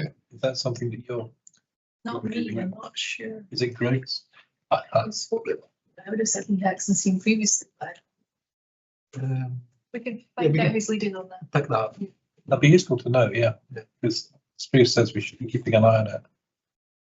Is there any other questions or comments on this one? Where should we send these projects to? We've got these oven-ready projects already ready to submit. I can pass on an email address to go out. You pass it. Are you comfortable with me sending out to everybody? Pass it to everybody, Yeah. Pass it to everybody. Okay. I just haven't decided if it'll be mine or generic yet. So Well, if you ping me the, that's what I'm saying. ping me the address you would like it to go to, otherwise I'll send it to your personal. Yeah. Okay. Presumably that it'd be helpful if you had a template that everyone filled in to make it easier for you to manage these projects when they come in.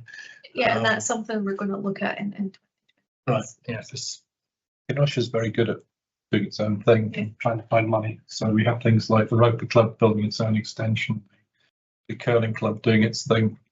We're quite used to doing sort of things on our own because we don't really get anything from them. That's the Kinross first party we.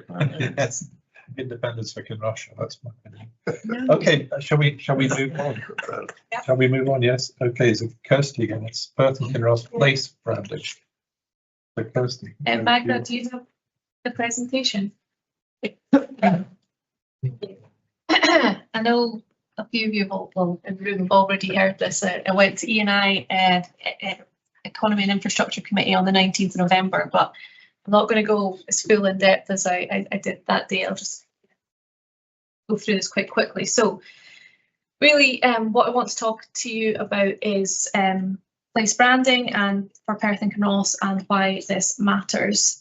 So really what we want to do is shape how others see ourselves. So make sure that we've got strong, consistent identity that supports inward investment, visitor attraction, talent attraction, civic pride and confidence. It's also about the fact that other places have done place branding quite well and how it can transform perception. We already have the ingredients across the whole of Perth and Kinross in terms of our quality of life, our ambition, our distinctiveness. So we really do have an opportunity to turn this into a strong, unified brand. So in 2018, just to give a bit of background and context, working with the then Perth City Development Board with Perth and Kinross Council, we began work to basically define a story for Perth and Kinross and an identity. This led to being commissioned by a design agency called Thinking Place.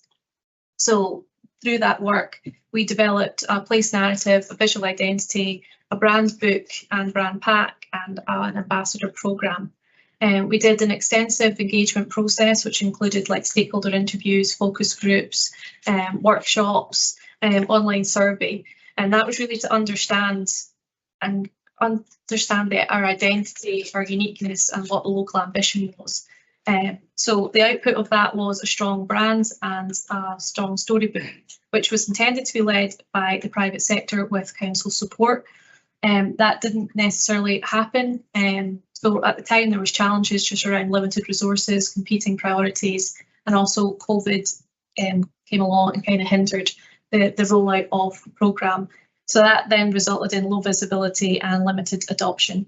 Now I'd say we're in a much stronger position.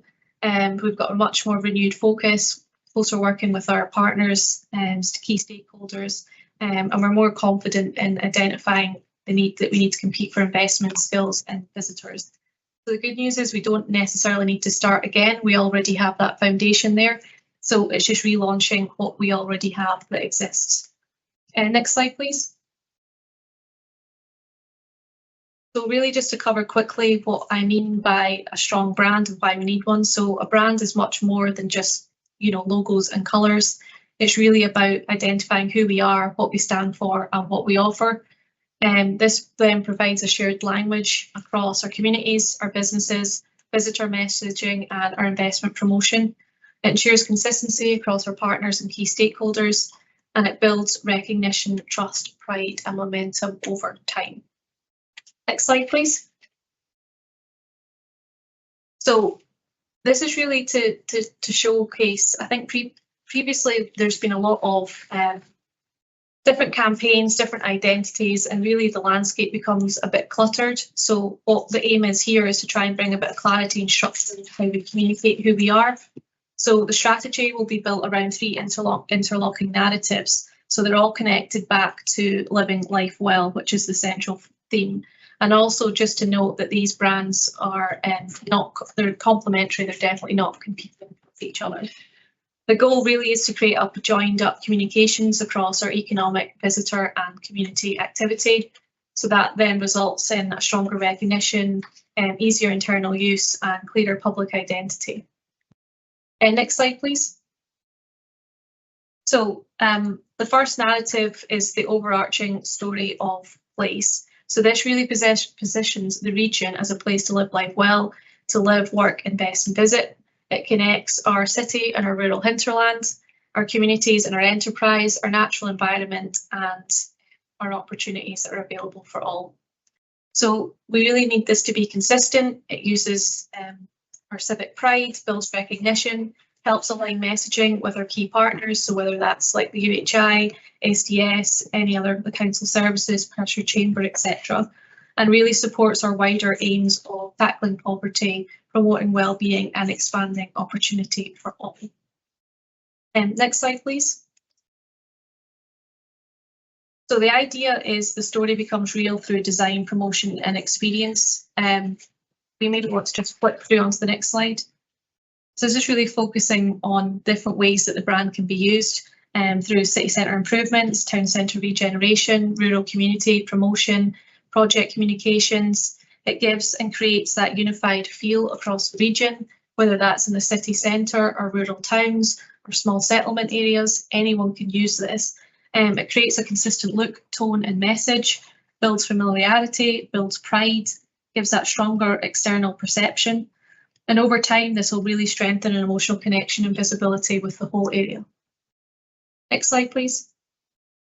I just want to add as well that these are just mock-up examples of what we can actually do.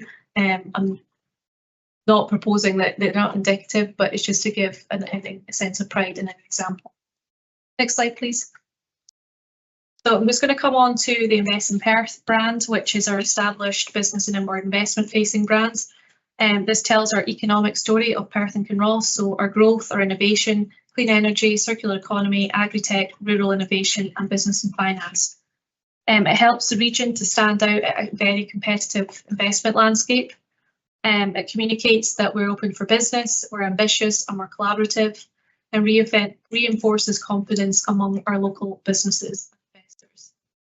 Also is our channel for supporting with work through like Scottish Development International, Scottish Enterprise, the Scottish Cities Alliance, our chambers and regional and business networks.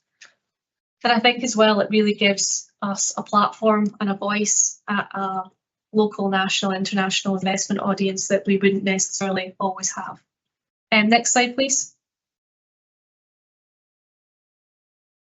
So these are just some of the examples of how the Invest in Perth brand is used. So we do have the Invest in Perth website, which is for business and investor audience. And we also have our Invest in Perth magazine, which is our investment promotion tool.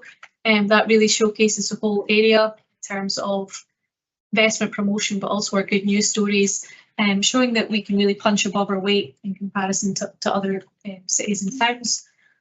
We also launched on the left-hand side there our £530 million investment prospectus that was launched earlier this year at UK Reef alongside the Scottish Cities Alliance.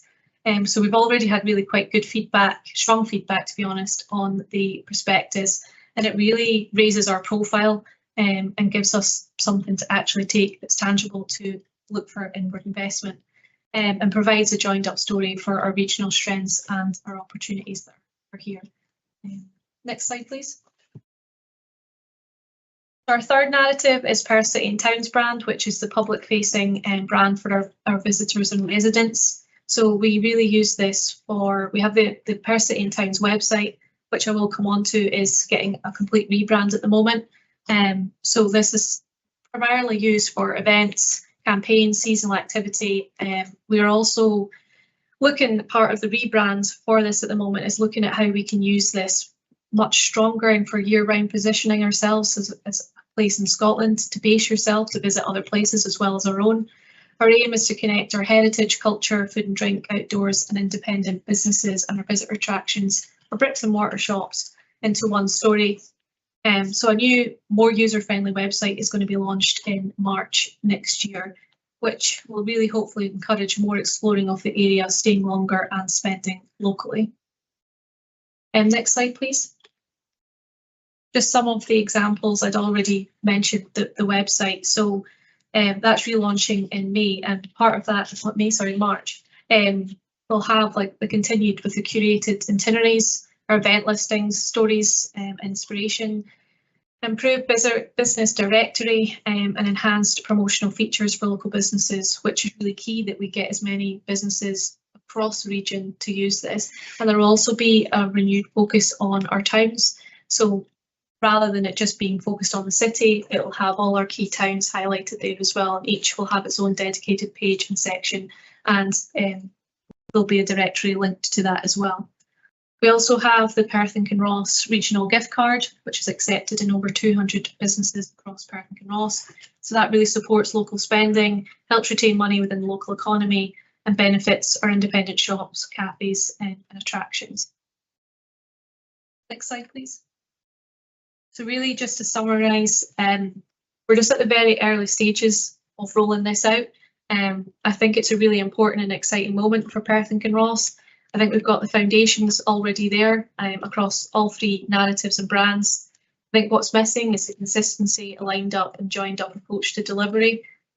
So we plan to relaunch with clarity and purpose and effective governance, because we really have one, I think, shot to make a good, strong first impression when we go back out.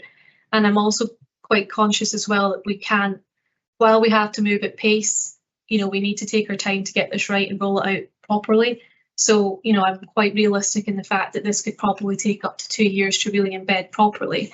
But I think the first step was getting endorsement from our E&I committee on the 19th. And at the moment, I've just spent this week writing up our proposed communication engagement plan. And the next stage will need to be speaking to stakeholders. And this is obviously a good opportunity tonight to do that. But part of this process will be a refreshed toolkit, brand guidelines, engagement adoption going forward. Okay, thank you. I think David's going to be leaving in a minute, so I'll start with you. Sorry, that was a really whistle stop. Why the aeroplane?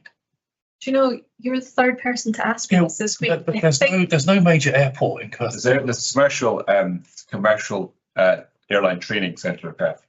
But there's also Not the one that is going bankrupt. It's going. Is it now? But Could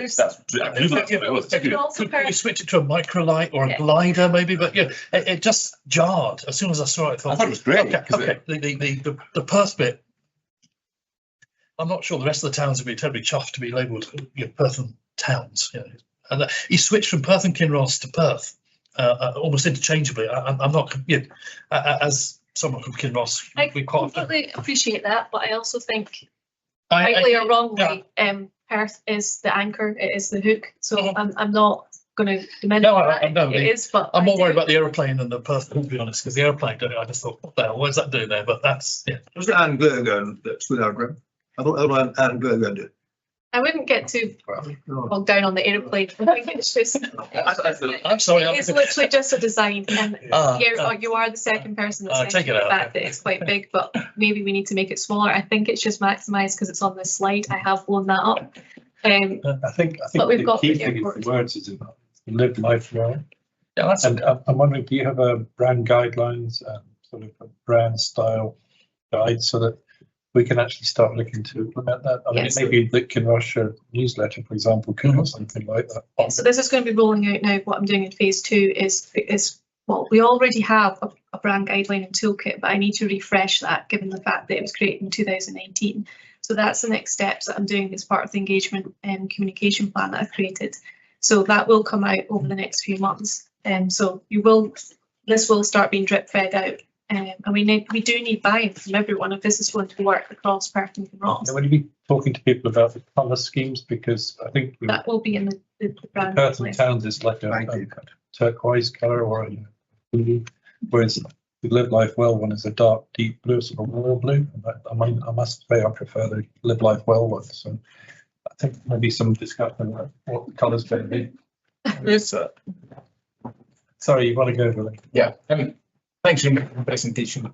The Invest in Perth brand has been really successful. When you look at places like Inveralmond Industrial Estate, the amount of jobs that must be in that industrial estate is huge. I don't know what it is, and it's actually been expanded further.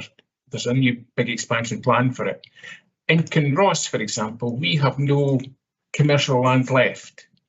The only major site we've got is somebody wants to build houses on it, the commercial site we've got. So that's a real concern, the fact that if you get companies wanting to move into an area, we've got nothing to offer them.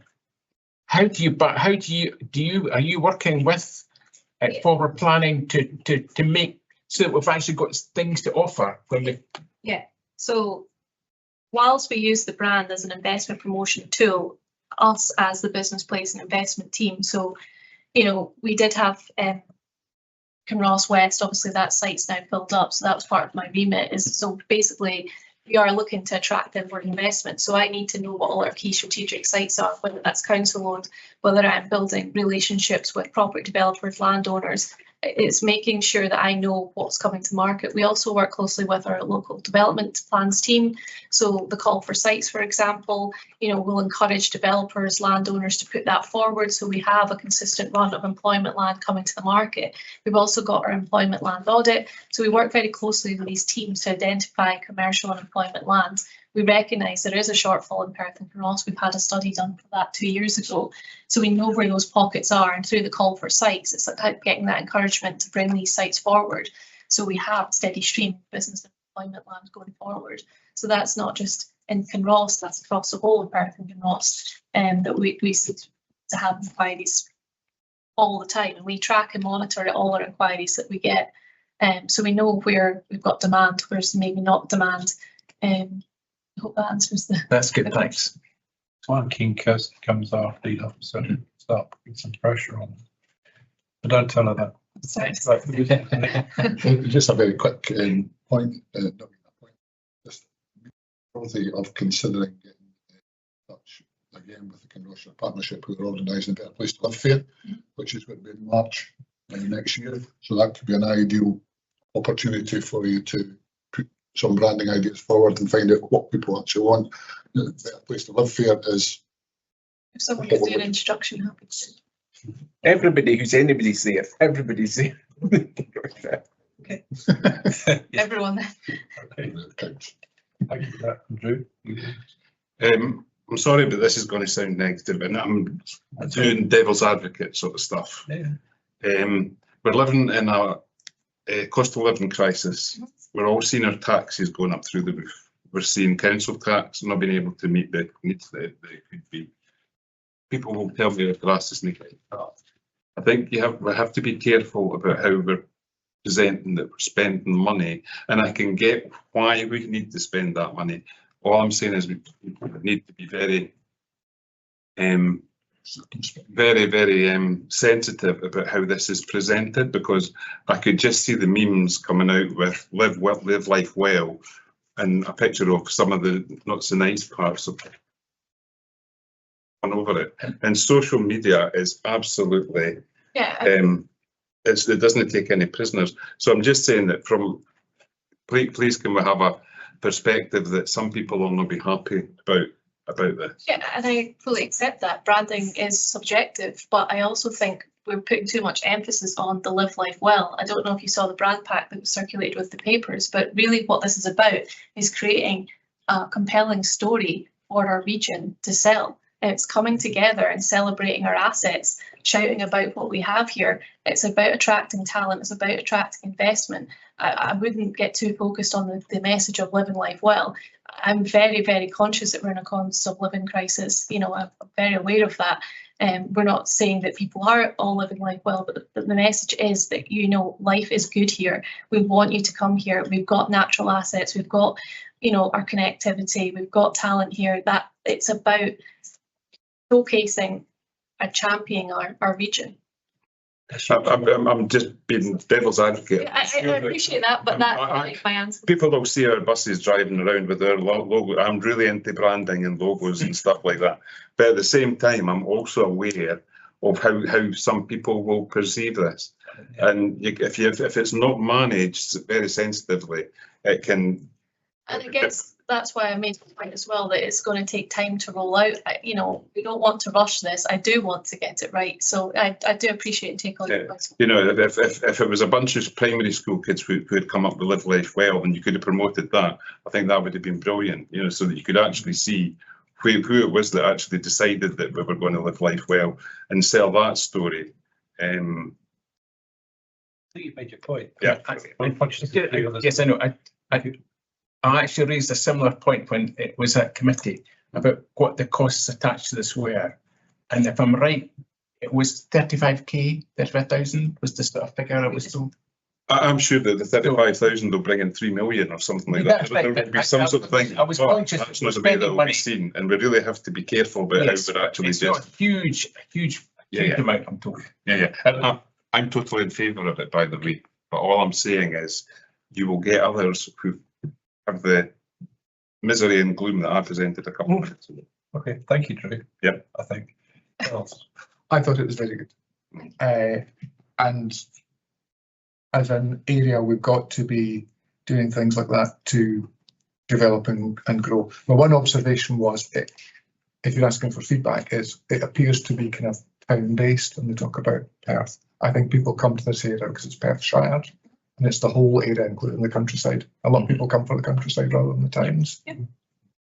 So part of this as well is we will have Perth and Ross Life Well partial. So there will be in the brand guidelines and toolkit a much more expansive. That was just really mock-ups that I've created. Yes. Okay, thank you for that. Sarah? I think it's great. I also like the idea of the fact it's at Perth and Kinross as opposed to Perthshire and Kinross-shire. It's so nice to hear you talked about us being together. Yeah. Again, what we've been doing out in Fossaway with the community action plan, what came out massively from the community was they liked what was around them. There was a lot good about where they lived, and that's why they wanted to be here and wanted other people to come. So that's what we've been building on, this idea of a heritage track. That's why people have come to Fossaway. Get more people to do just that. They like the place they live. Yeah, and this is exactly what I want communities to buy into. This is that this is your story. You know, it's our chance to sell why we're unique, why people should come here. And I'm quite passionate about it, obviously. But, you know, I think it's giving you the tools to promote your area. So we're about to try and embark on one project, which is an oral history of Fossaway. And we're going to get an oral historian in to come and, because some of the stories we get are amazing. They're lost. Thank you for that. I'm going to move on to Neil. Yeah. I really like it. I support it. I like the designs. I say the aeroplane itself, I know it was picked up by Dave a minute ago. It took me a few seconds, but then I realised why it was there, because it is unusual that Scone is a commercial, not a micro. I think it's commercial, but I like the overall designs. Did we not object to the use of Perth-shire, hence why it's called Perth City and Kent? I thought the commercial committee made representations on the use of Perthshire, and Perth City and Towns was brought in. I'm just saying, was that not our fault? It was used at the Kirkgate for some reason. Yeah, it was a local, right? It was changed to Perth City and Towns. Yeah, so just sort of put that on the record that we'd already sort of made that objection. So I'm conscious of people having. But no, in principle, I think it's brilliant, and you've got to invest money to make the money. So, thank you. You got some positives there, which is good. Is there any other questions or comments? Conscious of the time? No? Okay, so if we move very quickly on to the Kinross-shire committee budget, which Greg is going to report on. Yeah, so I think there's kind of budget monitoring sheet in the papers. Really, I suppose it's reasonably straightforward. The Kinross-shire committee with 50,000 remaining, and it's currently earmarked against the mapping exercise. So basically, money spent. So yeah, it's quite straightforward from that side. Yeah. Okay, excellent. And the final thing is Speedwatch. I've got you down to present on it, Greg, but I mean, I'm sure Neil will give us some feedback. And yeah, so yes, sorry Neil. So I chased up PC Ben Sampson, and and then he said I think was it yesterday, and he said you were the man. Oh, thanks. Very briefly, because time. As many of you know, Speedwatch is a community-driven initiative supported by Police Scotland, and it can operate within the 20, 30 and 40-mile zones with the intention to educate driver behaviour, which we've spoken about on this evening. To run Speedwatch, we need volunteers who have to be trained and vetted, and there has to be a risk assessment made of any specific roadways that the initiatives will take place on. Police Scotland will do that. If when an event goes up, we'll call it an event, 3 volunteers are required to go out in high vis. It has to be publicised with signs saying there's a Speedwatch ongoing. Registration number, the speed, location, and time and date is passed to Police Scotland, who will then generate a letter to the registered keeper to educate them and give them some guidance. We hoped when we initially looked at it was that we could also get primary schools involved, and they would send out a little letter that would accompany it saying, I want to go home with my daddy type thing.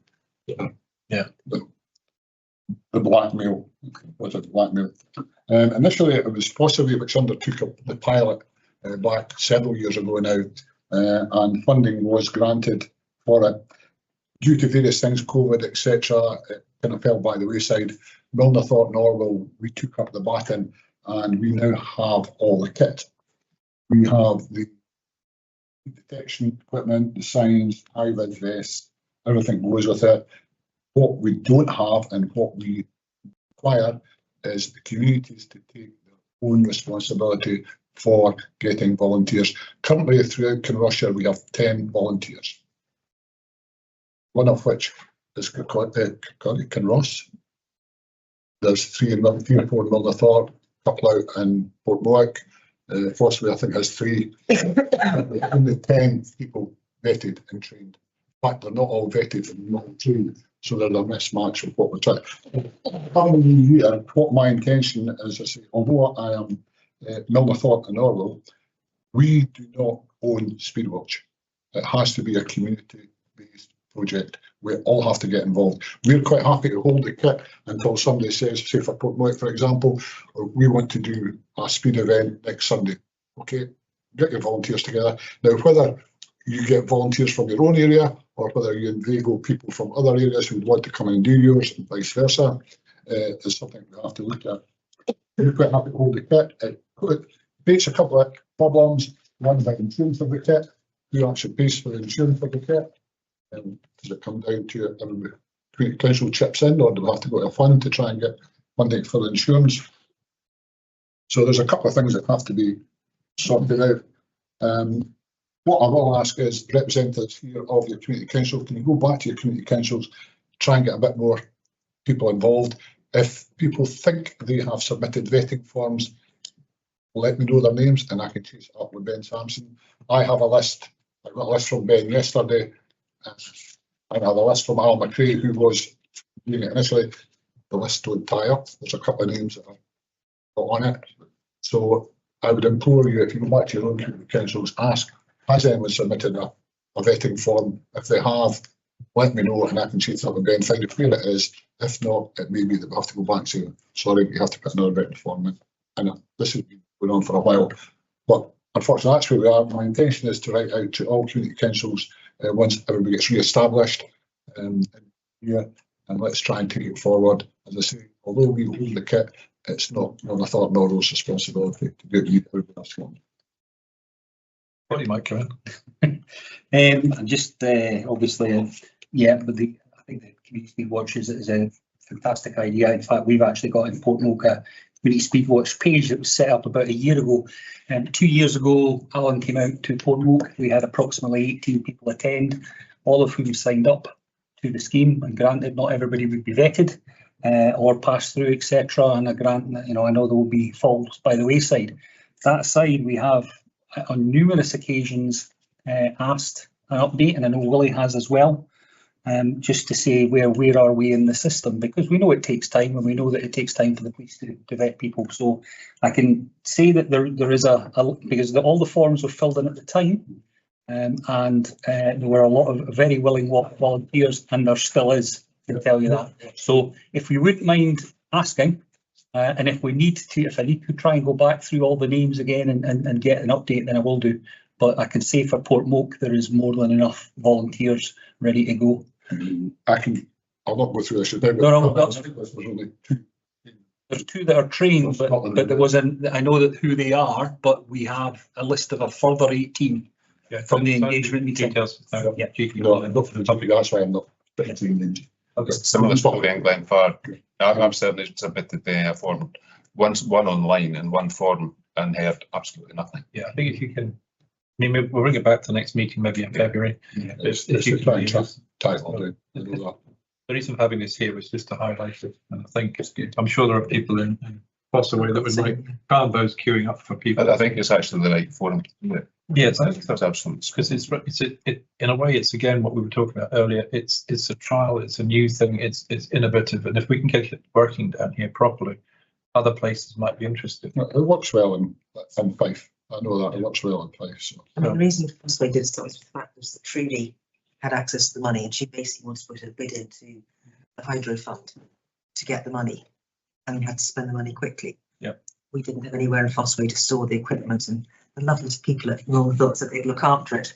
So I don't even know officially who owns it. Well, that's it. And there's only so much money now because the equipment has to be. Insurance. Yeah, not anymore for you. I think the first step to Fossaway Trust. Please not lose the first step. Disappeared.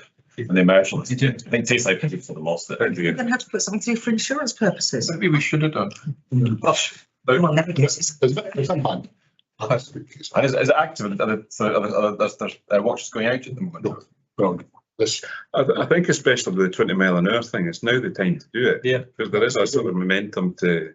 I think from a health and safety perspective, it's not an ideal time of year to try and do that much work on a Sunday afternoon. I don't remember, Ben, so we're not allowed to do it until April. We're not allowed to do it during the winter months. You're not allowed to do it in the dark because there's when it was trialled in Fossaway, I was involved in that, and they were really good because they agreed always to tell me when they were doing it and where they were doing it. So It's that as well, actually. And that's just when he's on his bike. That's right. I think if we can, I'm conscious of the time, so I think if we call that a halt on that one, but if you can come back in February, we can have a discussion in February. Just let's try and get the administration working, get the list of people who signed up. We can work through the actual where we're going to do it. So well done. Yeah, happy with that. Right. So is there anything sort of in terms of the administration, that would help with it? Because obviously, I think the coordination of it as well is there something we could sort of, I don't know what that is, maybe just have a think about in terms of as well as numbers to do it. It's obviously quite a coordinating job, and if there's some infrastructure behind it, it feels like that could maybe just help private. It's a rhetorical question just now, Neil, so don't worry. It's just to sort of think about it. Yeah. Sorry, Dave. That's okay. Happy to move on. I was just going to very briefly mention that Brunt Hill Wind Farm came to the planning committee yesterday, and I object to it. I suggested that the council should object to the proposal, but unfortunately the committee went with it. So I saw the recording. Thank you very much for what you said. I was very impressed. That's okay. But basically the thing about this is that it now goes to the ECU to make the decision, the Energy Consensus. We've already got Craig Head, and the plan is that the next meeting of the Kinross-shire committee is to have a discussion about I think you call it the sustainability group, and it's to try and get everybody aware of what's being proposed. Some people haven't heard about this. And we'll have that discussion then. Maybe Brunt Hill will be a bit further on to find out then. But there could theoretically be money coming into that sustainability fund, and it may be that we can use that for things like the speed. Obviously, that's we'll do that. With it, I mean, the community benefit stuff is I think it's always important to remember that that's separate from any planning stuff, and it's important to do it in tandem. Waco, who opposed the wind farm, and now are shouting about why haven't they got any community benefit with it all, and where you can still oppose it, but doing it separate, and that's what Neil's led on with his sustainability group. From a local member perspective, it's important that it's a community fund. It's not a local council fund. It's not a for elected members. It's members of the community, the CCs, all the community councils that are responsible, and the work that's gone in so far, that I think has been made. Point as well, there's a separate fund as well, yes, the compensation fund, which we've had an agreement from Galileo on that one, but not from Power yet. And I think we should have more than. Okay, I think that's a separate discussion, but we'll bring it to committee so we can have a chat about it and get all the community councils involved. It affects everybody. But otherwise, that's the meeting finished. I don't know if anyone wanted to raise any other business. No, well done, Neve. Okay, so thank you, and thank you guys online. Thanks, Audrey. Thank you. Audrey. Thanks, Michael. Thank you. Thank you.